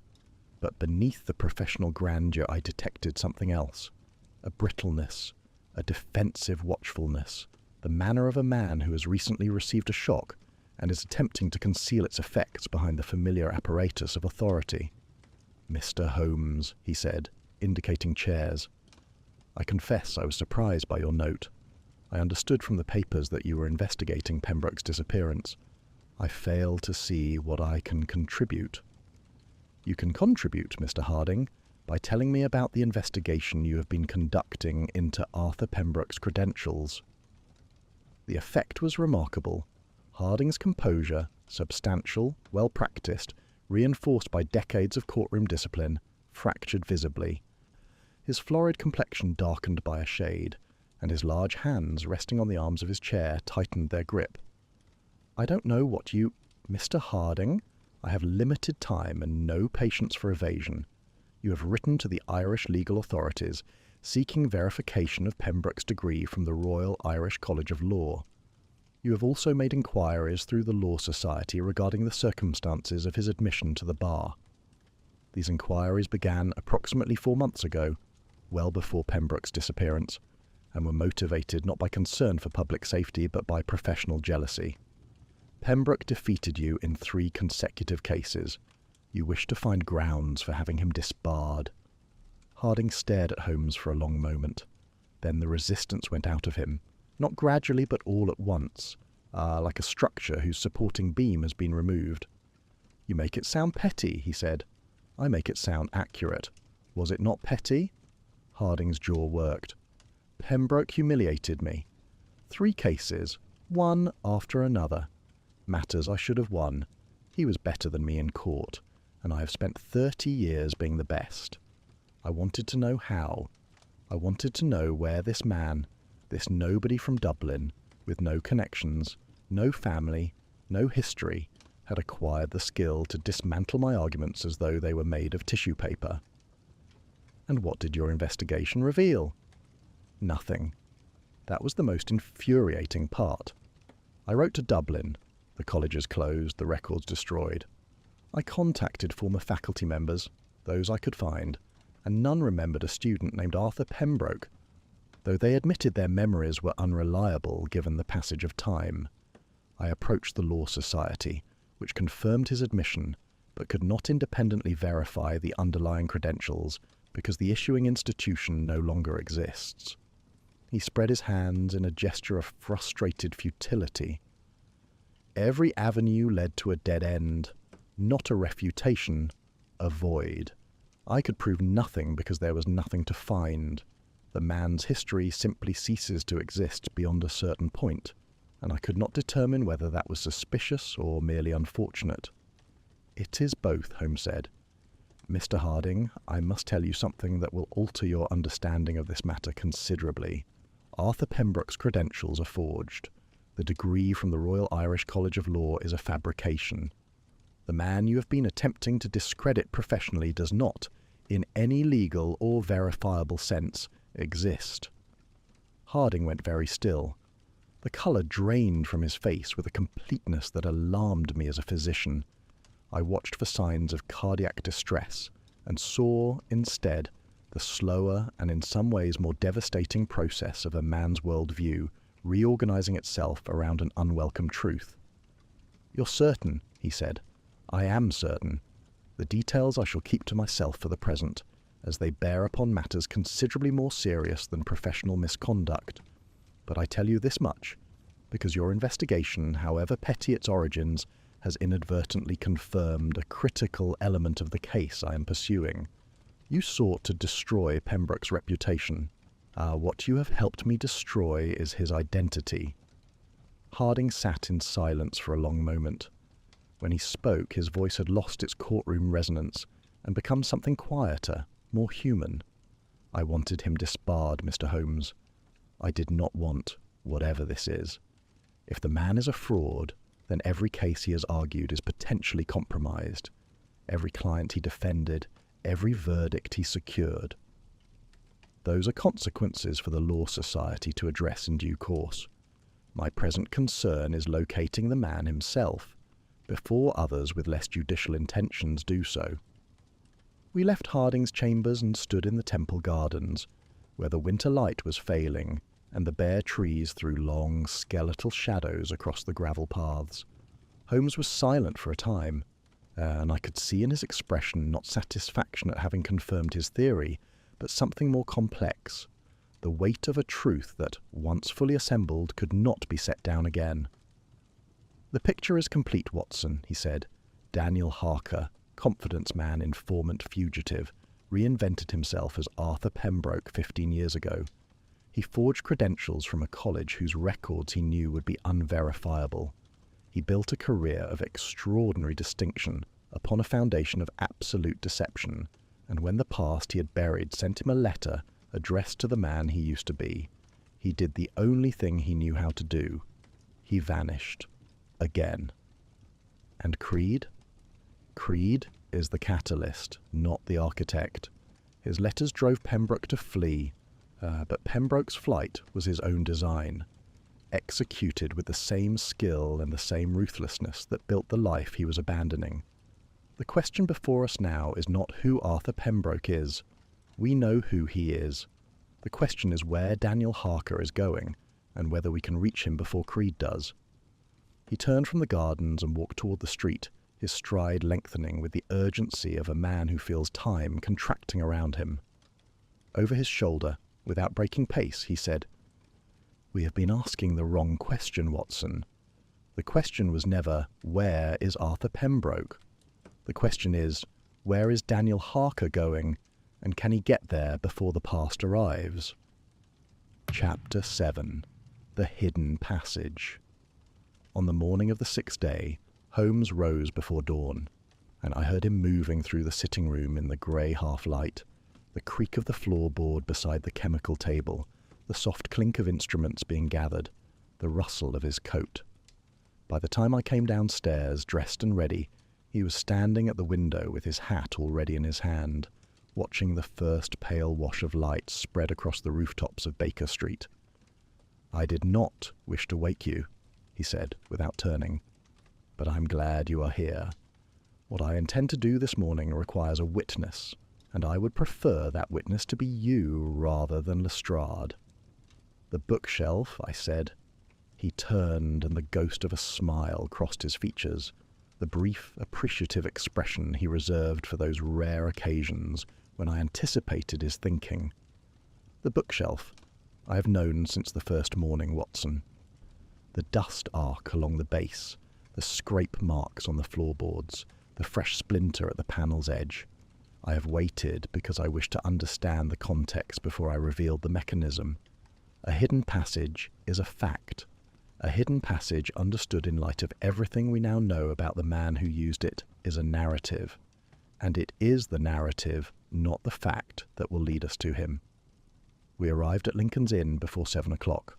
The building was nearly empty, only a porter on the ground floor, a different man from Garvey, who admitted us with the weary indifference of a night shift worker approaching the end of his tenure. Pembroke's study was cold, the fire long dead, the air carrying the stale, enclosed smell of a room that has been sealed against the living world. The scattered papers on the carpet had curled at their edges. The ink stain on the desk had dried to a dark, brittle crust. Holmes went directly to the bookshelf on the wall opposite the window, the same shelf he had examined on our first visit, crouching to study the floorboards, running his fingers along the base. Now he stood before it with the focused intensity of a surgeon approaching an incision he has long planned. Observe the base of the shelf, Watson.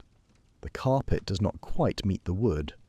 There is a gap of perhaps half an inch, which is common enough in old buildings where the fittings were installed independently of the floor coverings. But look at the dust pattern. I knelt and looked. The dust along the base of every other bookshelf in the room lay in an unbroken uniform film, the settled accumulation of months. But along the base of this shelf the film was interrupted. A clean arc swept outward from the left edge of the unit, as though something had swung across the floor and pushed the dust before it. The arc was faint but unmistakable once one knew to look for it.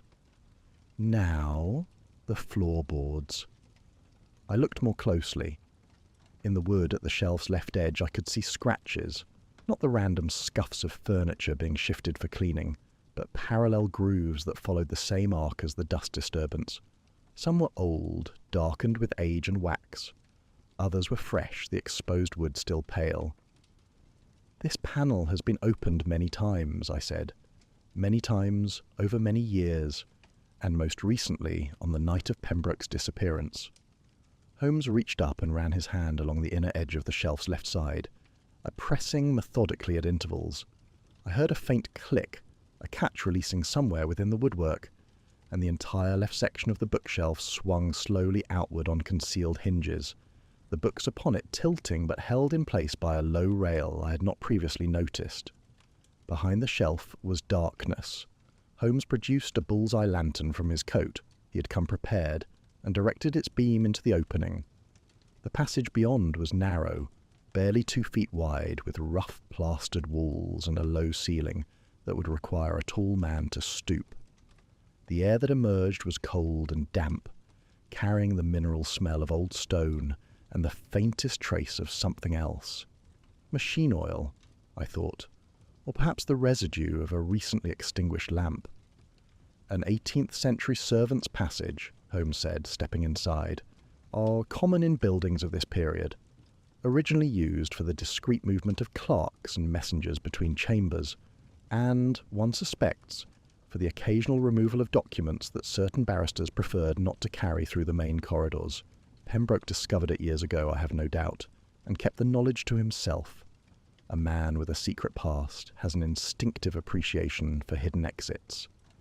I followed him into the passage. The lantern beam cut a sharp wedge through the darkness, illuminating rough walls, exposed beams, cobwebs that had been recently disturbed, broken strands hanging like torn lace where a body had pushed through them.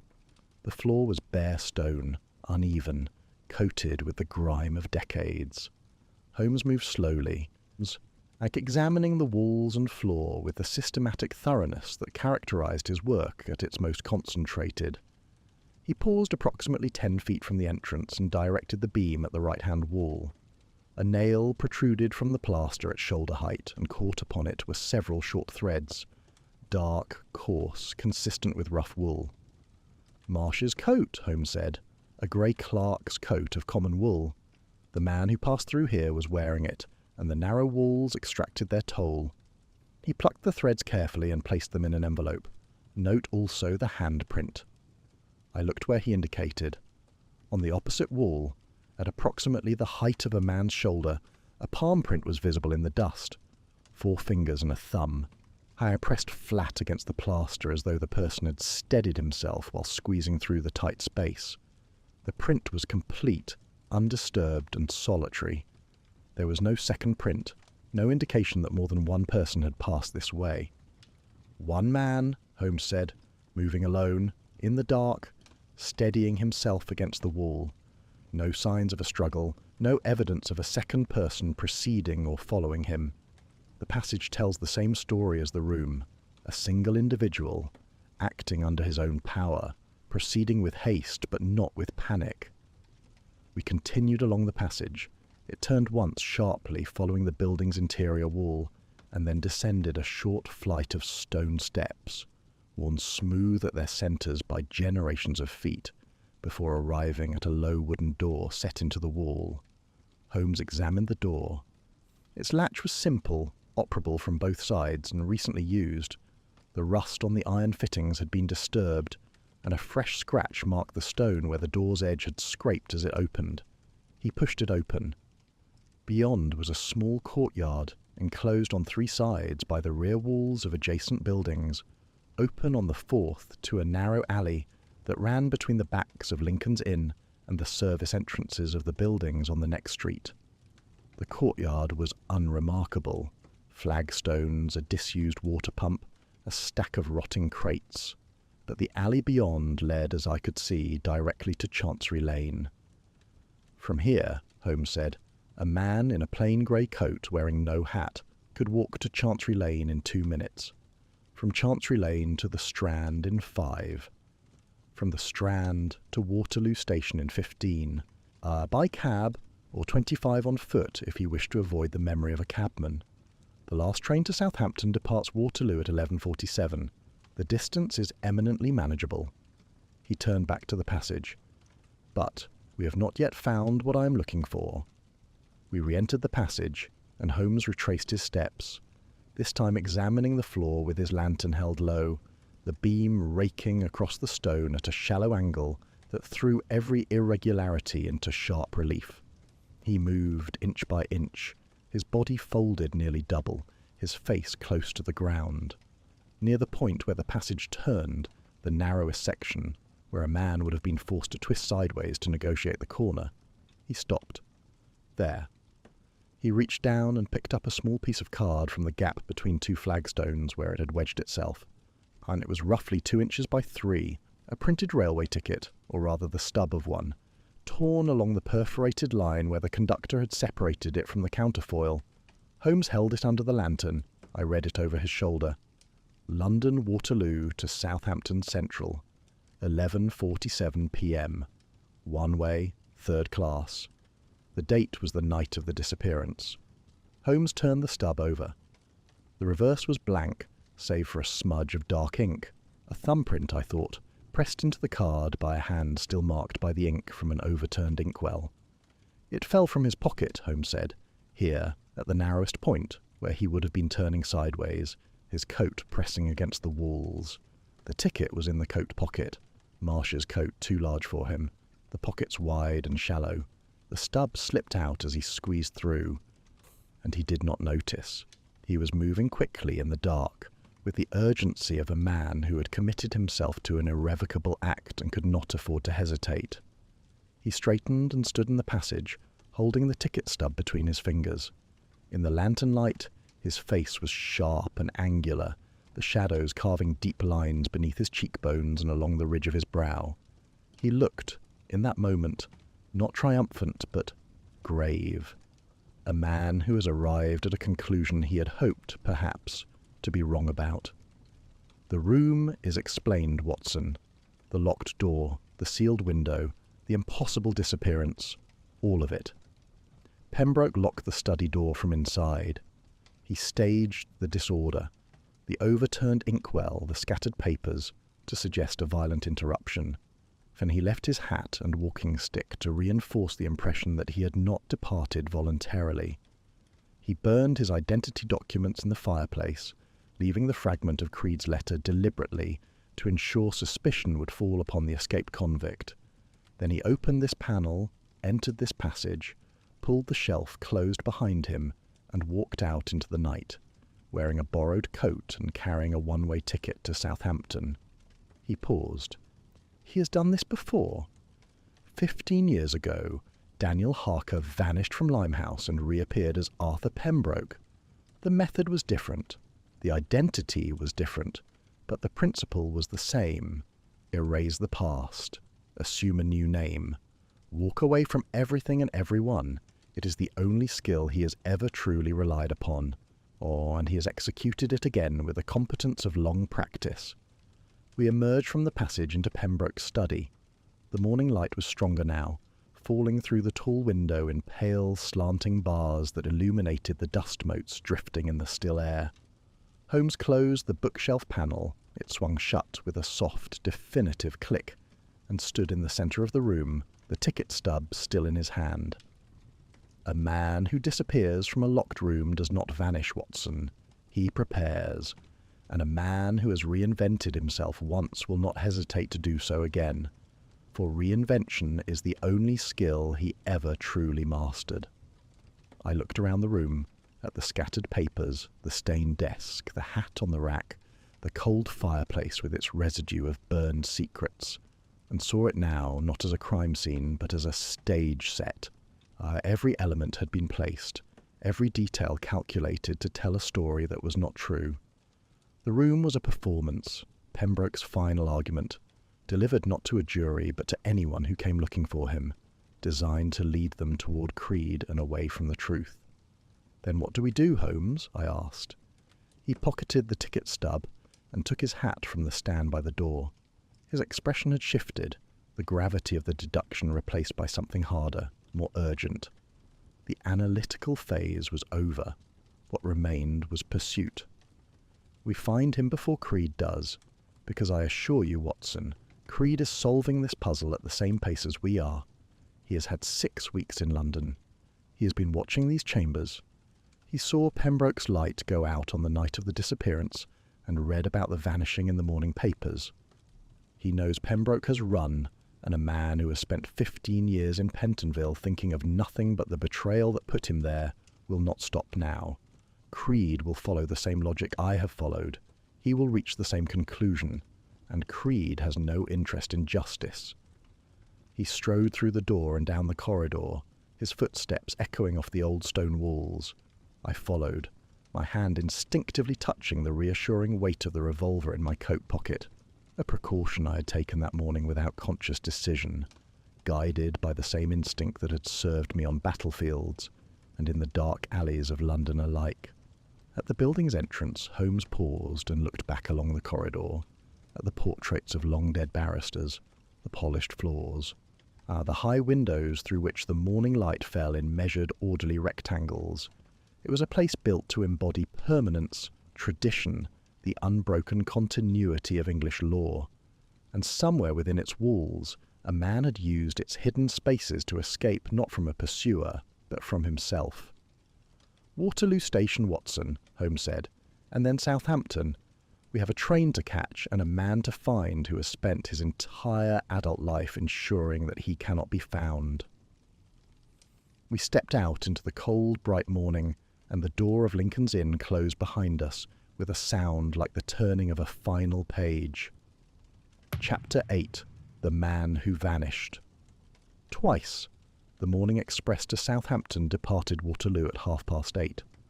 Holmes had secured a private compartment, a necessity, he said, not of comfort, but of discretion. For the conversation we must have during the journey was not one he wished overheard by fellow travellers, reading their morning papers and speculating about the very case we pursued. The city fell away behind us in stages, the dense grey ranks of Lambeth and Clapham giving way to the suburban sprawl of Surbiton and Woking, and then, gradually, to the open country of Hampshire, where the winter fields lay brown and bare beneath a sky of hard, pale blue. Holmes sat by the window, his profile sharp against the passing landscape, and for the first 20 minutes of the journey he said nothing at all. I had learned to distinguish between Holmes's productive silences and his contemplative ones. This was the latter, the stillness of a man who has assembled the facts and is now considering their meaning. When he spoke, it was without preamble, as though resuming a conversation that had been conducted entirely within his own mind. Daniel Harker was born in Stepney in 1854. His father worked the docks, a labourer, unskilled, who died when the boy was 12. His mother took in sewing and kept the family fed through a combination of industry and the particular ruthless economy that poverty demands. There was no education beyond parish school, no apprenticeship, no pathway into respectable employment. What Harker had instead was a gift, an extraordinary capacity for mimicry, for the absorption and reproduction of mannerisms, vocabularies, social codes. He could watch a man for an hour and become him for a day. It was a talent that, in different circumstances, might have made him an actor. In Limehouse, it made him a confidence man. You have learned all this from Mycroft's files. From the files, from the trial record, and from certain inquiries I conducted yesterday evening through my own network. Inquiries I did not burden you with, Watson, because they involve visits to establishments in Limehouse and Wapping where your presence, however stalwart, would have been conspicuous. He paused. There are men on the waterfront who remember Daniel Harker. Not fondly, he is recalled as clever, cold, and entirely without loyalty. But they remember him, and they remember his partnership with Creed. He settled back and steepled his fingers. The partnership was effective because it was complementary. Creed was the planner, methodical, patient, capable of sustaining a scheme over months. Harker was the face. He could be anyone, go anywhere, convince anyone of anything. Together they ran insurance frauds of considerable sophistication, fabricated identities, staged accidents, false claims. For 3 years they operated successfully. Then the scheme attracted the attention of Scotland Yard, and Harker, who had always valued his own survival above all other considerations, calculated that betrayal was more profitable than loyalty. He went to the prosecution. Offered testimony in exchange for immunity, and delivered it under the name John Carswell, a name as false as every other name he has ever worn. Creed was convicted on the strength of that testimony and sentenced to life imprisonment. Harker collected his immunity and disappeared. For 2 years, nothing. No trace, no sighting, no record. And then, in London, a young barrister named Arthur Pembroke appeared, armed with credentials from a Dublin college, a plausible history, and a talent for criminal defence that his colleagues attributed to natural brilliance, but that was, in truth, the product of intimate personal experience. The train passed through a cutting, the embankments rising steeply on either side, and for a moment the compartment was plunged into shadow. When the light returned, Holmes continued. Consider the scale of the deception, Watson. Not a week, not a month, 13 years. For 13 years Daniel Harker has lived as Arthur Pembroke. He has argued cases before the highest courts in England. He has married a woman of good family. He has built a reputation so formidable that senior King's Counsel fear and resent him. Every day of those 13 years required the sustained, unbroken maintenance of a fiction. Every conversation, every professional interaction, every domestic exchange with a wife who knows nothing of his true history. The strain of such a performance is almost beyond comprehension. And yet, he sustained it. He sustained it because he had no alternative. The moment the fiction collapsed, everything built upon it would collapse as well. His career, his marriage, his freedom. His original testimony was given under a false name, which is a criminal offence. His legal credentials are forged. His admission to the bar was obtained by fraud. If the truth emerged, he would face prosecution, disbarment, and the destruction of every relationship he has formed. The fiction was not merely convenient, it was structurally necessary.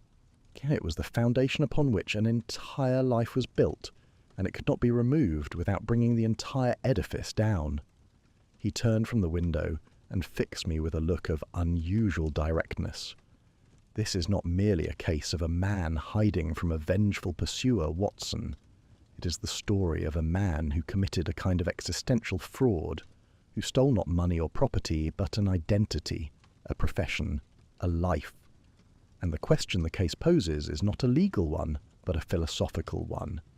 If the life he built was genuine, if he was a good barrister, a loving husband, a man who contributed to the administration of justice, does the fraudulent foundation invalidate everything above it? I did not answer immediately. The question unsettled me in a way I found difficult to articulate. I had encountered criminals of many kinds in my years with Holmes. Men who killed for money, for passion, for revenge.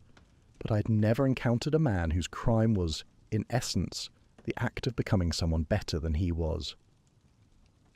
"Eleanor," I said at last. "What becomes of her?" Holmes's expression softened, not dramatically, but with a subtle shift in the musculature around his eyes that I had learned to recognize as his equivalent of visible emotion. "Eleanor Pembroke married a man who does not exist. She has loved him sincerely for 9 years, and he, I believe this genuinely, Watson, has loved her in return. The deception was not directed at her.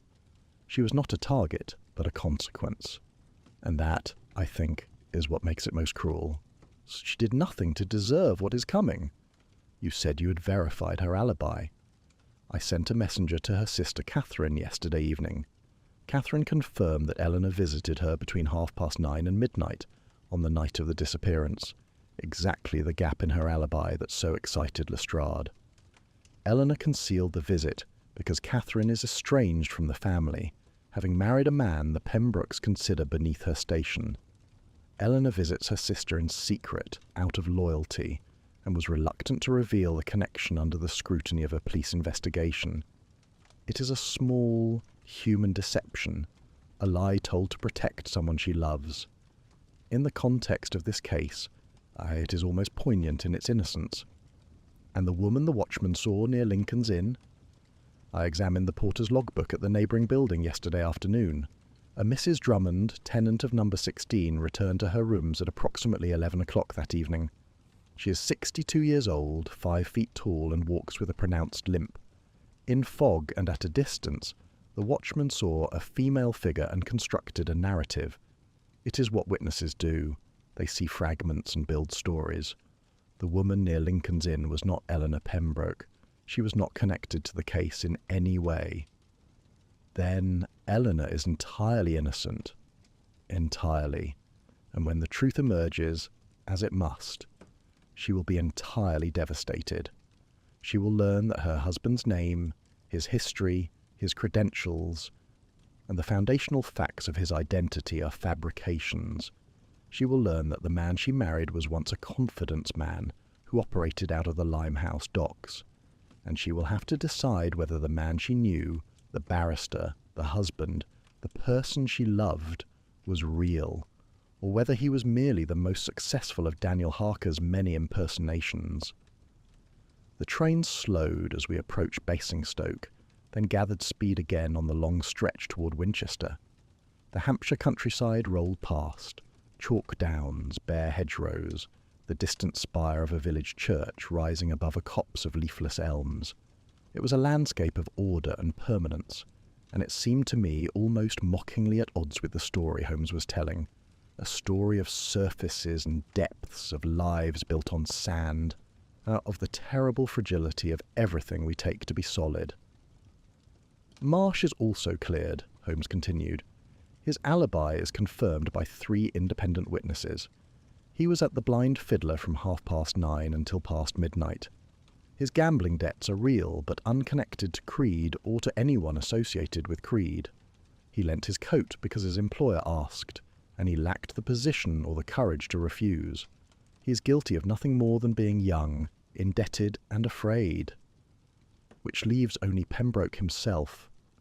Which leaves Daniel Harker, a man who locked a door from the inside, staged a room to suggest violence, burned his identity documents, left his hat to imply involuntary departure, and exited through a passage that no one knew existed, wearing a borrowed coat, carrying a one-way ticket to Southampton, and intending to board a merchant vessel bound for Cape Town under yet another assumed name. You know the name? I deduced it. A man choosing an alias in haste selects something plain, unremarkable, and English. He avoids anything memorable or distinctive. He gravitates toward the anonymous centre of the naming spectrum, the kind of name that a clerk at a shipping office will write down and immediately forget. Holmes withdrew a small notebook from his pocket. Yesterday evening, before my excursion to the waterfront, I sent a telegram to a shipping agent of my acquaintance in Southampton, a man who owes me a favour from the matter of the Doris Hartley insurance claim 3 years ago. I asked him to check passage bookings for the coming week on vessels bound for Cape Town or any South African port. He replied this morning. He opened the notebook. A Mr. Thomas Gray purchased a single berth on the Doris Hartley, a merchant vessel sailing for Cape Town, 4 days before the disappearance. The booking was made in person, paid in cash.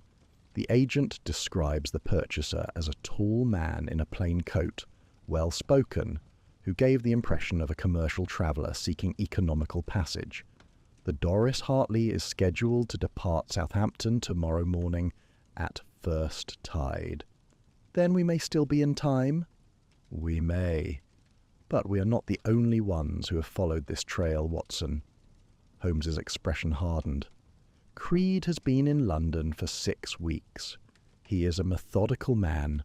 Prison teaches patience to those who survive it. He watched Pembroke's chambers.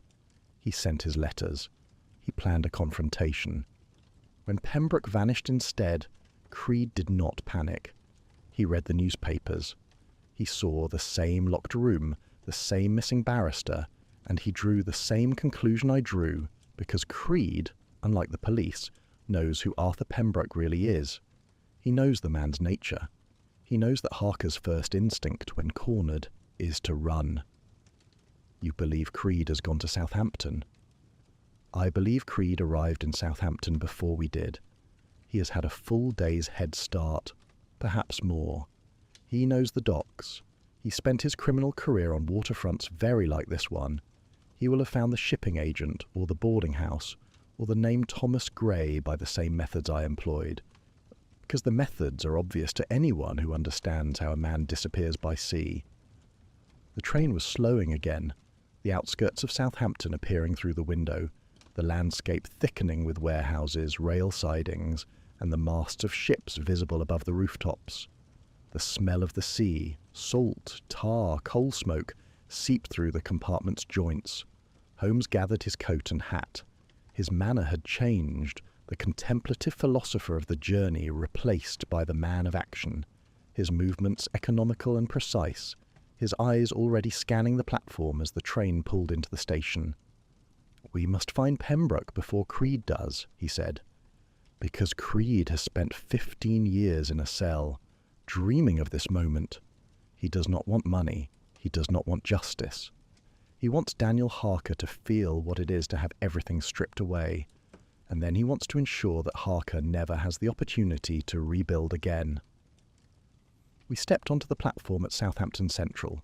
The station was busy. Commercial travellers, sailors, dock workers, families seeing off emigrants. The air was sharp with sea salt and engine steam. Beyond the station's iron canopy I could see the harbour, a forest of masts and funnels, the grey water of Southampton. Water stretching toward the Solent, and somewhere among those ships, a vessel called the Doris Hartley, on which a man named Thomas Gray had purchased passage to a new life. Holmes stood on the platform, his gaze sweeping the crowd with the rapid, comprehensive attention of a man cataloguing every face, every posture, every anomaly. Then he turned to me, and I saw in his eyes something I had seen only rarely in our long association, not the thrill of the chase, not the satisfaction of deduction, but a genuine and pressing urgency. The game is no longer intellectual, Watson. It is a race, and I fear we are not in the lead. Chapter 9. The River's Edge.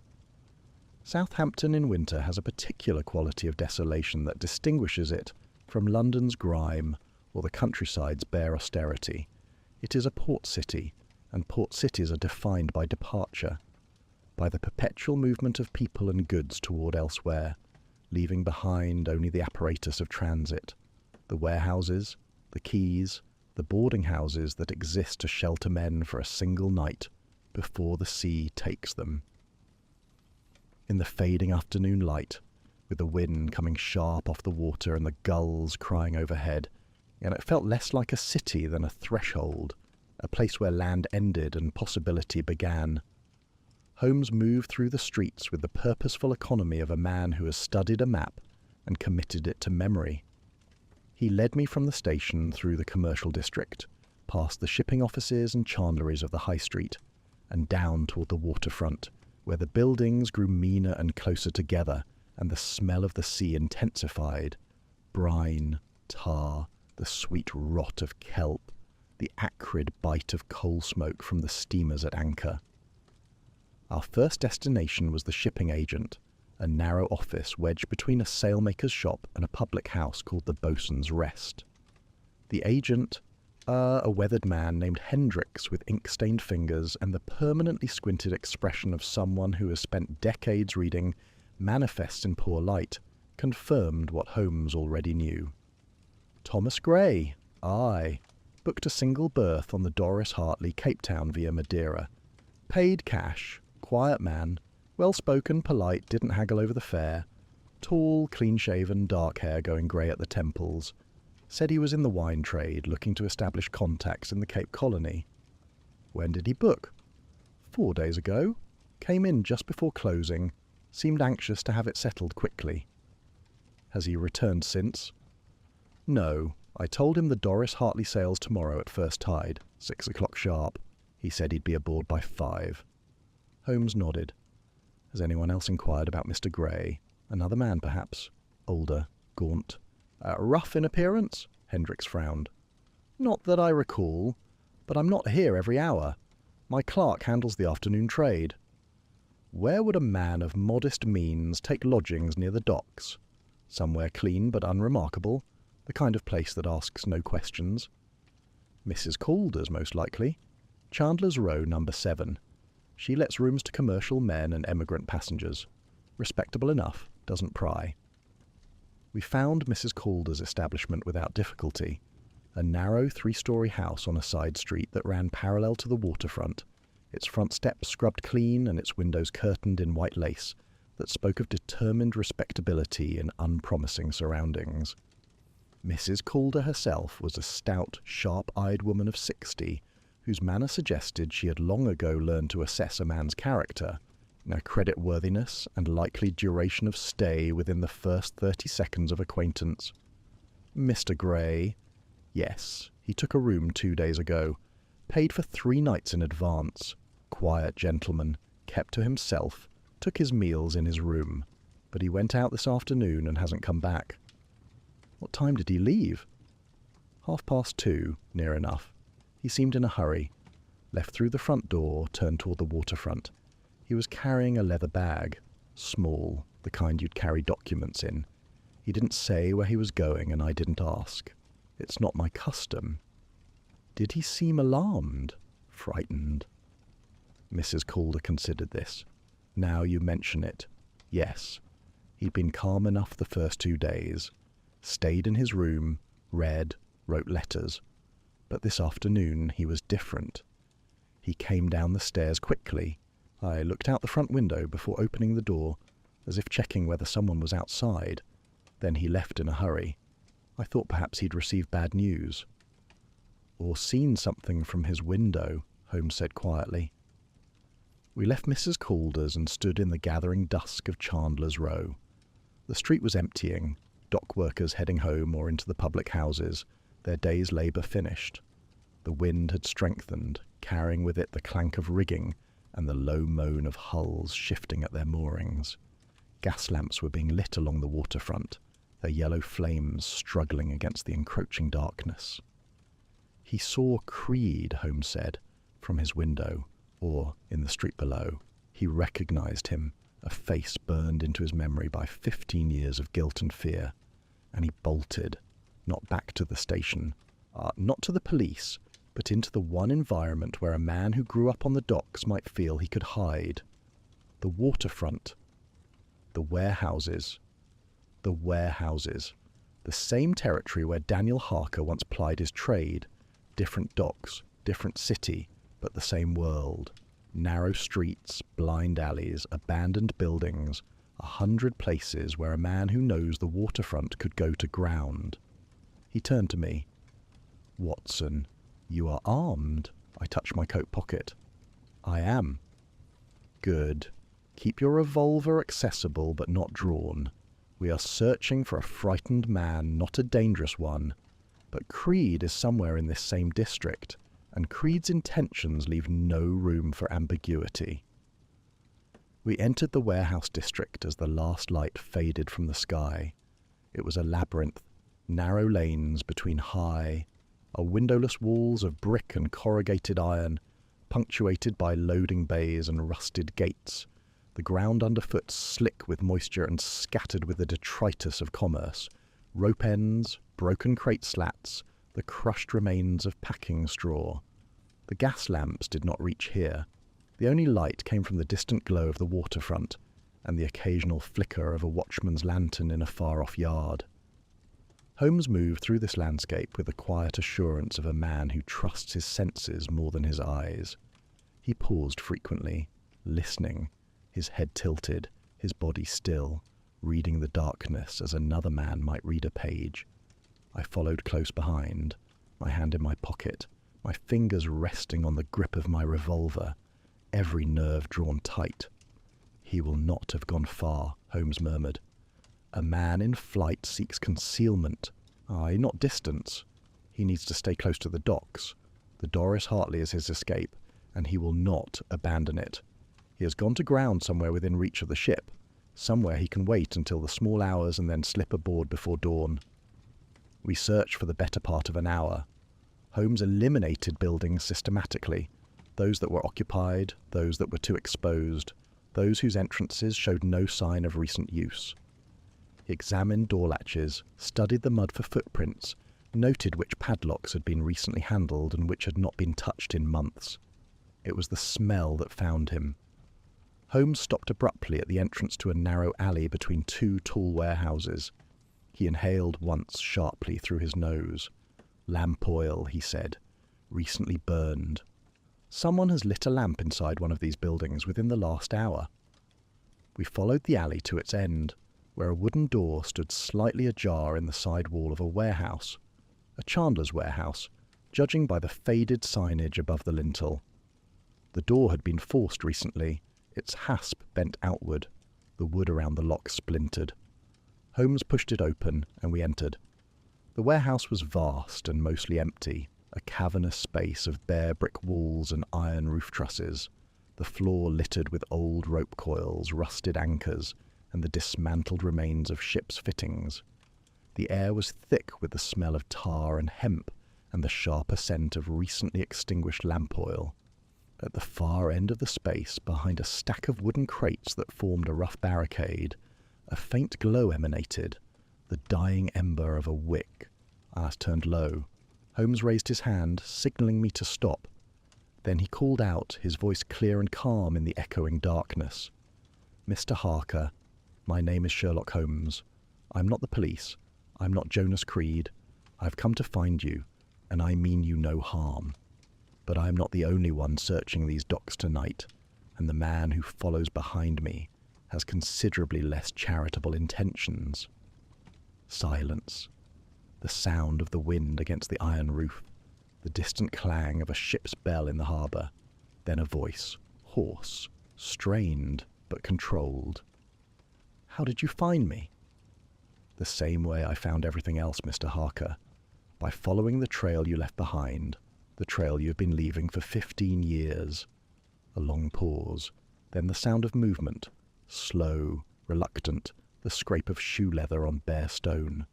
A figure emerged from behind the crates. Arthur Pembroke, Daniel Harker, stood before us in the dim light of the warehouse, and I confess the sight of him struck me with a force I had not anticipated. He was still, in his physical person, the distinguished barrister, tall, well-built, with strong features and dark hair greying at the temples. But the distinction had been stripped away. He wore Marsh's grey clerk's coat, rumpled and stained with warehouse grime. His face was haggard, the skin drawn tight across the cheekbones, the eyes dark-circled and raw with sleeplessness. He looked like a man who had not slept in days, and perhaps had not truly, not the sleep of a man at peace, in 15 years. In his hand he clutched a small leather bag, and I could see from the way his fingers gripped it, white-knuckled and involuntary, that it contained everything he had left in the world. New documents, money, the materials of yet another reinvention. He looked at Holmes and then at me, and I saw in his eyes not the defiance of a cornered criminal, but the exhaustion of a man who has been running so long that the act of stopping, even by force, carried with it a kind of relief. "You know who I am," he said. It was not a question. "I know who you were," Holmes replied. "I know who you became, and I know what you did 6 nights ago in your chambers at Lincoln's Inn. The locked door, the stage disorder, the hidden passage, the train to Southampton. I know about the Doris Hartley and the name Thomas Gray. I know about Jonas Creed and the letters and the 15 years that preceded them. I know all of it, mister. Ah, Harker!" Pembroke, I could not stop thinking of him by that name, flinched at the sound of Harker as though the word were a physical blow. He set down the leather bag on a crate and passed a hand across his face. "I did not think anyone would find me. I thought I had been thorough." "You were thorough. You were, in fact, remarkably competent. The staging of the room was nearly flawless. The locked door, the hat, the scattered papers, the burning of your credentials was methodical and comprehensive. The hidden passage was an inspired advantage. You made only 2 errors. The inkwell, which you placed rather than knocked, producing a paw pattern inconsistent with a struggle, and the train ticket, which fell from your pocket in the passage and lodged between the flagstones." A sound escaped Pembroke that might have been a laugh in different circumstances. "The inkwell. I spent 10 minutes arranging that desk. I thought it was convincing."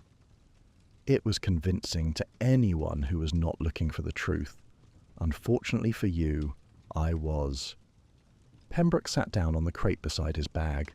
The gesture was not dramatic. It was the simple, involuntary collapse of a man whose body had finally exceeded the limits of what his will could demand of it. He sat with his hands on his knees, his head bowed, and for a moment the warehouse was silent except for the wind and the distant sounds of the harbour. "What do you want from me, Mr. Holmes?" "I want to hear it from you. Not because I need confirmation. I have the evidence and the deduction is complete, but because you deserve the dignity of telling your own story, rather than having it told for you." Pembroke raised his head. He looked at Holmes for a long time, and something passed between them, not understanding precisely, but a kind of mutual recognition. Then he spoke. "I was Daniel Harker. I was a thief and a fraud, and a man without scruple or sentiment. I betrayed the only person who ever trusted me, and I did it to save myself. Everything they said about me at the trial was true, every word. I was guilty. Creed was guilty. The difference between us was that I was willing to destroy him to survive, and he was not willing to destroy me." He paused. "When it was over, when Creed was sentenced and I was free, I had nothing, no name, no trade, no identity.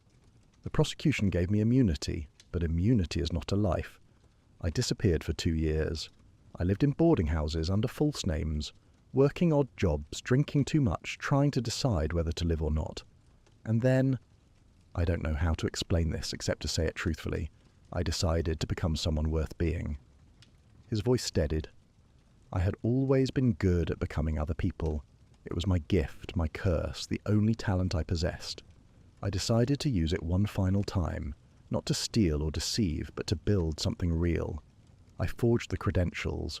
I studied the law, genuinely studied it every night for 2 years, with a discipline I had never applied to anything honest. And I became Arthur Pembroke. I took cases, I won cases.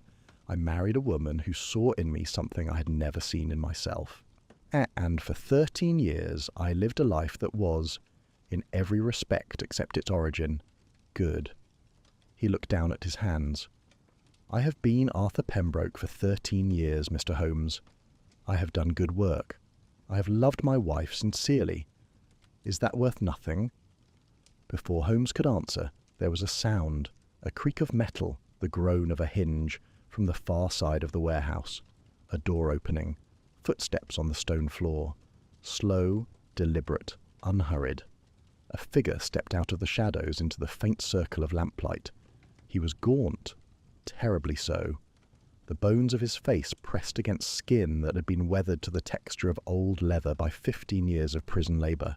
His eyes were deep-set, dark and burning with a cold, patient light that I found more frightening than any expression of rage.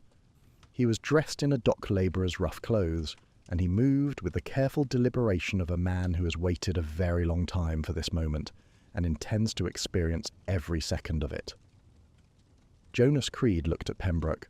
Pembroke looked at Creed, and between them, in the silence of that derelict warehouse on the Southampton waterfront, 15 years of betrayal and suffering and fury condensed into a single, unbearable instant. "Hello, Daniel," Creed said. "It's been a very long time." Chapter 10. Justice or Escape. The warehouse seemed to contract around us, the vast empty space compressing into the narrow circle of lamplight, where 4 men stood and the weight of 15 years settled like a physical thing. I felt it in my chest, in the tightness of the air, in the absolute stillness that followed Creed's words. My hand was in my pocket, my fingers closed around the grip of my revolver, but Holmes had not moved, and I took my signal from him. Creed stood perhaps 20 feet from Pembroke, his gaunt frame silhouetted against the deeper darkness of the warehouse. He did not advance. He did not need to. His presence alone was sufficient. The mere fact of him, alive and free and standing in the same room as the man who had put him away, carried a force that no physical gesture could have amplified. Pembroke had risen from the crate. He stood very straight, his hands at his sides, and I saw in his posture the remnants of the barrister, the man who had faced judges and juries and hostile counsel, who had learned to hold himself with authority even when the ground beneath him was uncertain. But the authority was hollow now. His face was white, his jaw rigid, and his eyes were fixed on Creed with the paralysed attention of a man watching something he has dreaded for 15 years finally materialise before him. "You look well, Daniel," Creed said. His voice was quiet, not a whisper, not a rasp, but a low, even tone that was more unsettling than any shout. It was the voice of a man who had rehearsed this conversation 10,000 times in the silence of his cell and no longer needed to raise it to be heard. "Better than I expected, considering. The years have been kinder to you than to me. But then, you spent them in Lincoln's Inn. I spent them in Pentonville." "Jonas." "Don't." The word was soft but absolute. Creed raised one hand, a skeletal hand, the knuckles swollen and misshapen from years of prison labour, and Pembroke fell silent. "You don't speak yet. You've spoken enough. You spoke in that courtroom 15 years ago, and every word you said put another year on my life. Every year. I counted them, Daniel. I counted every one." He took a step forward. Not quickly, with the measured, unhurried pace of a man who has no need to rush because the moment he has anticipated is finally irrevocably here. "Do you know what prison does to a man? Not the first year. The first year is rage, and rage sustains you. Not the second year. The second year is despair, and despair has its own momentum. It's the third year, Daniel. The third year is when you realise that no one is coming, that the world has closed over the hole you left in it, and continued without you, that the man who put you there is out in that world, breathing free air, eating good food, sleeping in a clean bed, while you rot.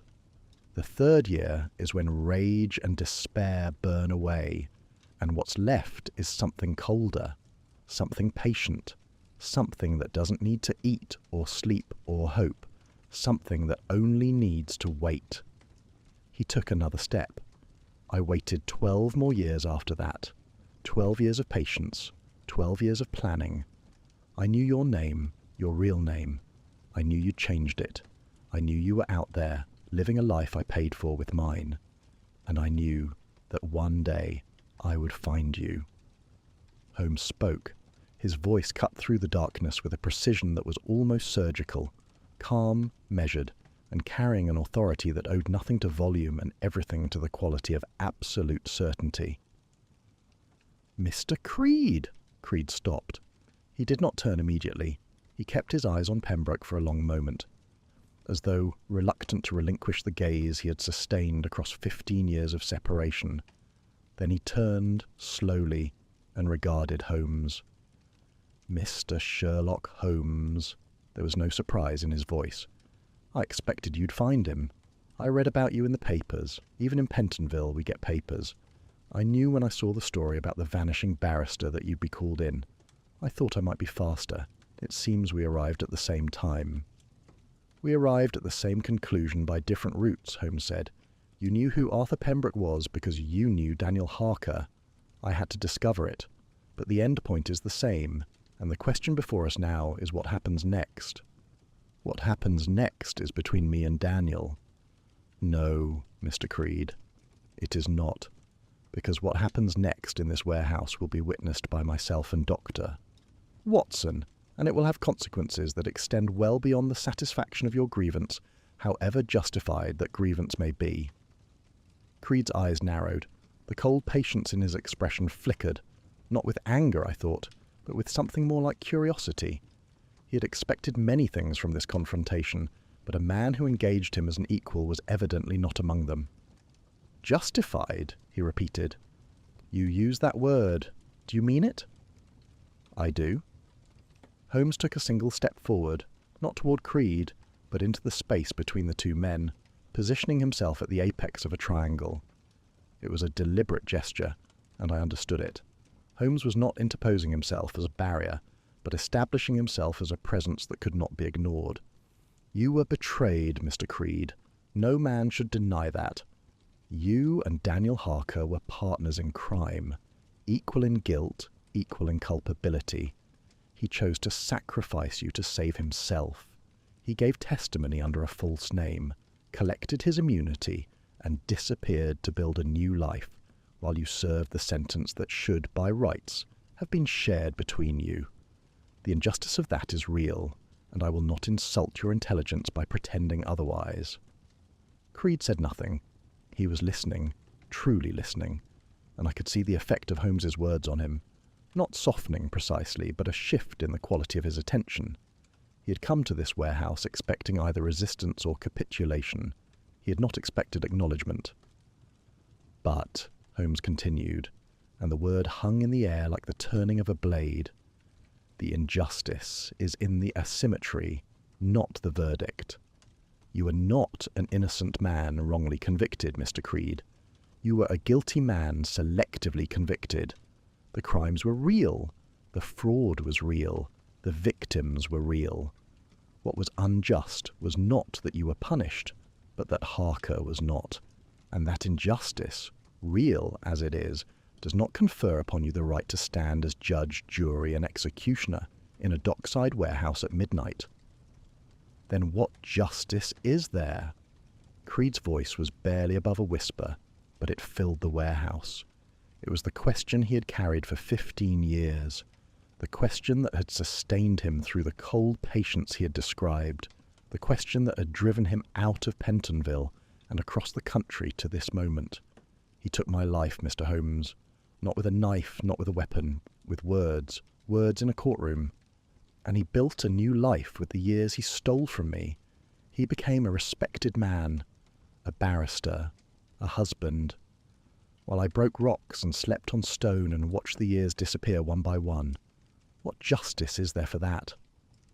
Holmes regarded him steadily, and when he spoke, his voice carried a weight and a gravity that I had rarely heard from him. The voice not of a detective, but of a man grappling with a question that deduction alone could not resolve. "Justice, Mr. Creed, is not a debt between two guilty men. It is a principle that neither of you has ever served. You were a criminal.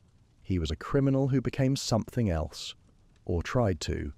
You ask what justice exists for the years you lost. I tell you honestly, none. There is no mechanism in law or in morality that can return 15 years to a man.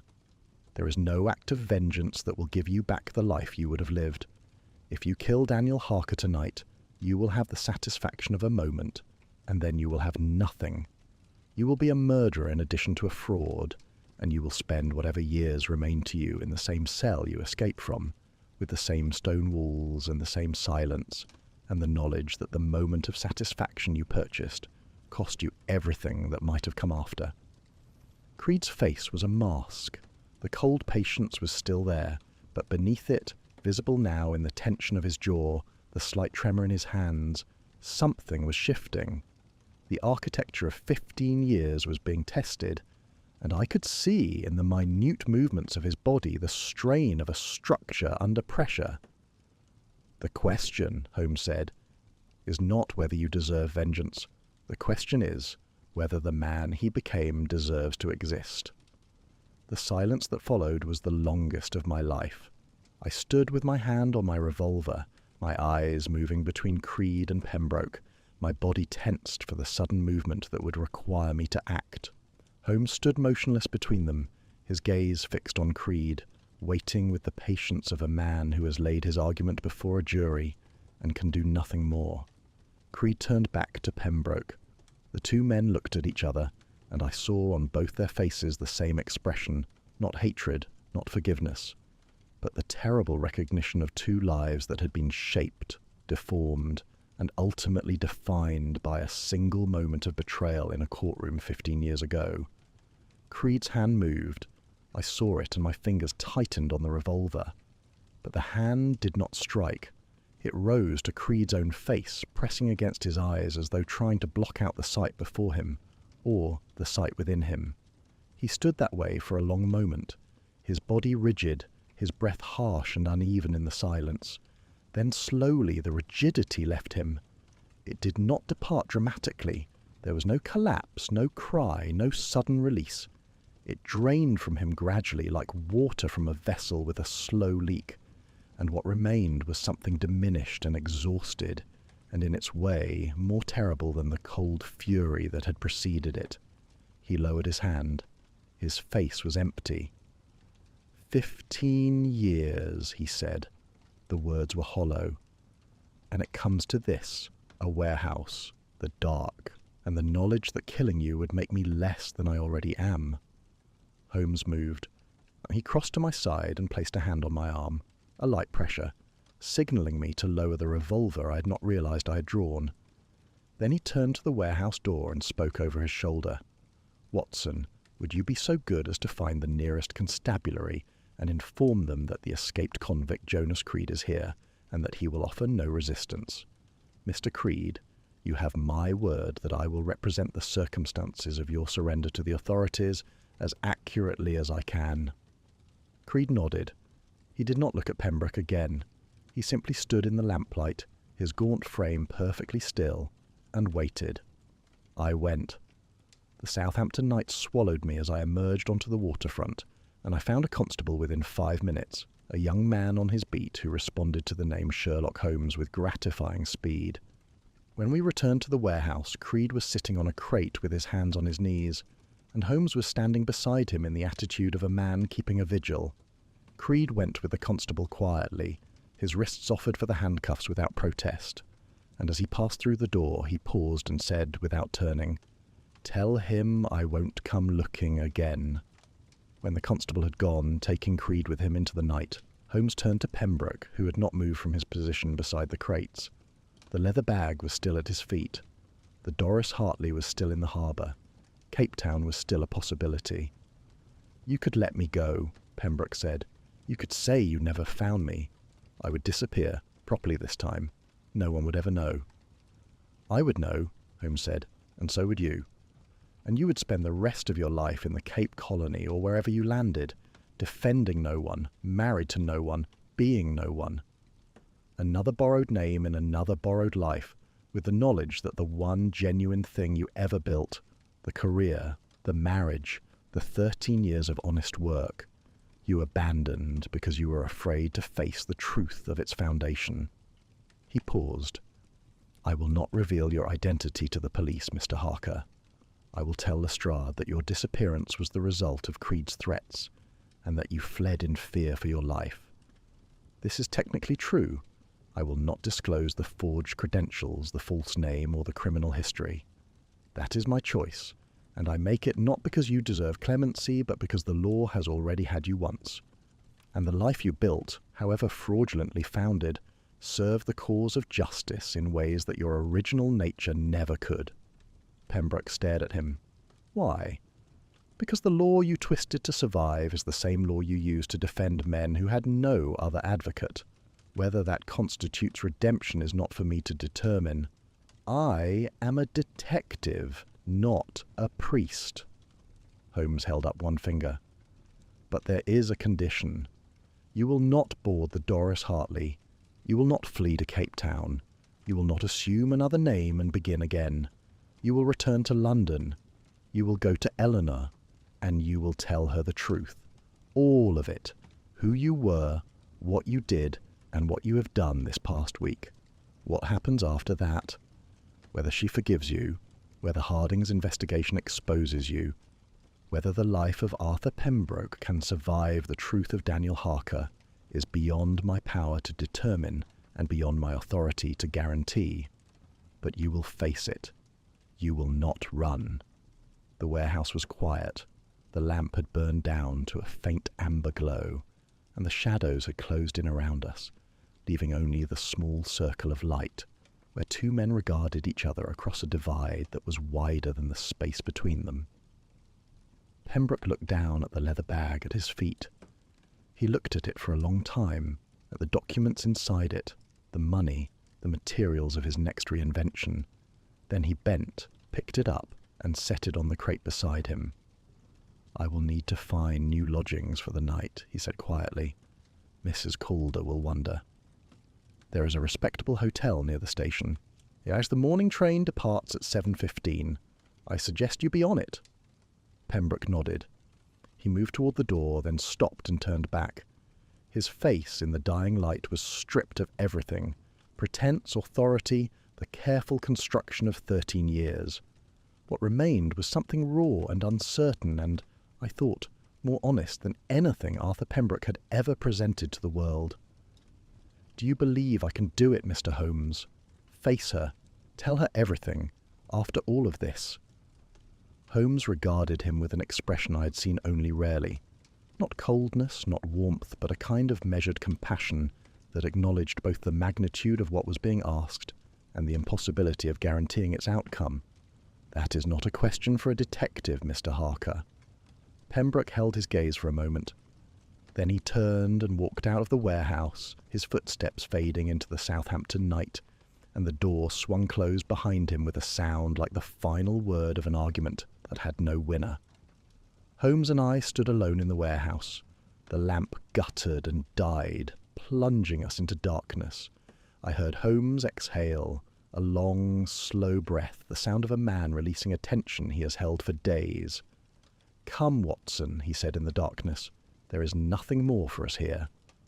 We walked back to the hotel through streets that were empty now, the docks silent, the ship's dark shapes against the marginally lighter sky. The wind had dropped. The air was cold and still, carrying the smell of salt and tar and the faint, persistent odour of coal smoke from the steamers. At the hotel, Holmes secured rooms and retired without supper. I sat alone in the small parlour, nursing a whisky, and attempted to organise my thoughts. But thoughts, I found, were inadequate instruments for what I felt. The case was solved, the mystery explained, the locked room decoded, the missing man located, and yet it did not feel solved. It felt suspended, held in a state of moral uncertainty that no deduction could resolve, because the question at its heart was not who or how or when, but whether a man can outrun who he was, whether the person he became can survive the revelation of the person he had been, whether a life built on deception can contain, somewhere within its fraudulent architecture, something genuine and worth preserving. I returned to my room but could not sleep.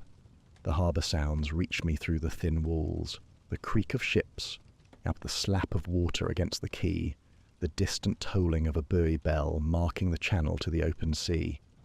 I thought of Pembroke on the morning train, returning to London, returning to Eleanor, carrying the truth like a weight he could neither set down nor bear, and I thought of Creed in a cell once more, with the bitter knowledge that the vengeance he had sustained himself on for 15 years had proved, in the end, to be worth less than the patience it had cost him. When morning came, I found Holmes at breakfast, composed and precise as ever, showing no outward sign of the previous night's events. We ate in silence. The train carried us back to London through the same Hampshire countryside, now softened by a thin mist that blurred the edges of everything and made the world seem provisional, uncertain, as though the landscape itself had not yet decided what it wished to become. It was Watson who finally spoke, as the outskirts of London appeared through the window. "Do you believe he can truly begin again, Holmes? After all of this?" Holmes did not answer immediately.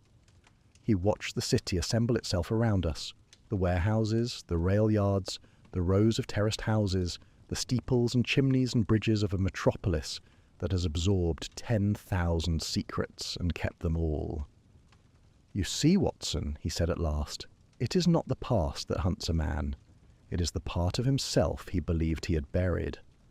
Pembroke buried Daniel Harker 15 years ago, but Harker was always there. In every case he argued, every fraud he recognized, every criminal he defended. The question was never whether the past would return. The question was whether, when it did, the man who remained would be worth saving. And is he?" Holmes turned from the window. His grey eyes met mine, and in them I saw not certainty, but something rarer, and, I think, more valuable, the honest acknowledgement that certainty in this instance was not available. "That, Watson, is not a question for a detective." The train pulled into Waterloo. The platform was crowded with the morning rush. Clerks, solicitors, merchants, all the anonymous multitude of London, going about the business of being who they were, or who they believed themselves to be, or who they had decided to become. We descended, gathered our bags, and walked out into the grey London morning. Holmes hailed a cab. "Baker Street," he said, and climbed in. I followed. Behind us the station swallowed the crowd, and somewhere among the departing trains, a man who had been two people, and who must now decide at last which of them was real, was making his way home to tell the truth to the one person who had loved him without knowing who he was. The cab rattled north through streets I'd walked 1,000 times, and London, that vast, indifferent, endlessly absorbing city, carried us home through its fog, asking no questions and offering no answers, as it has always done and always will.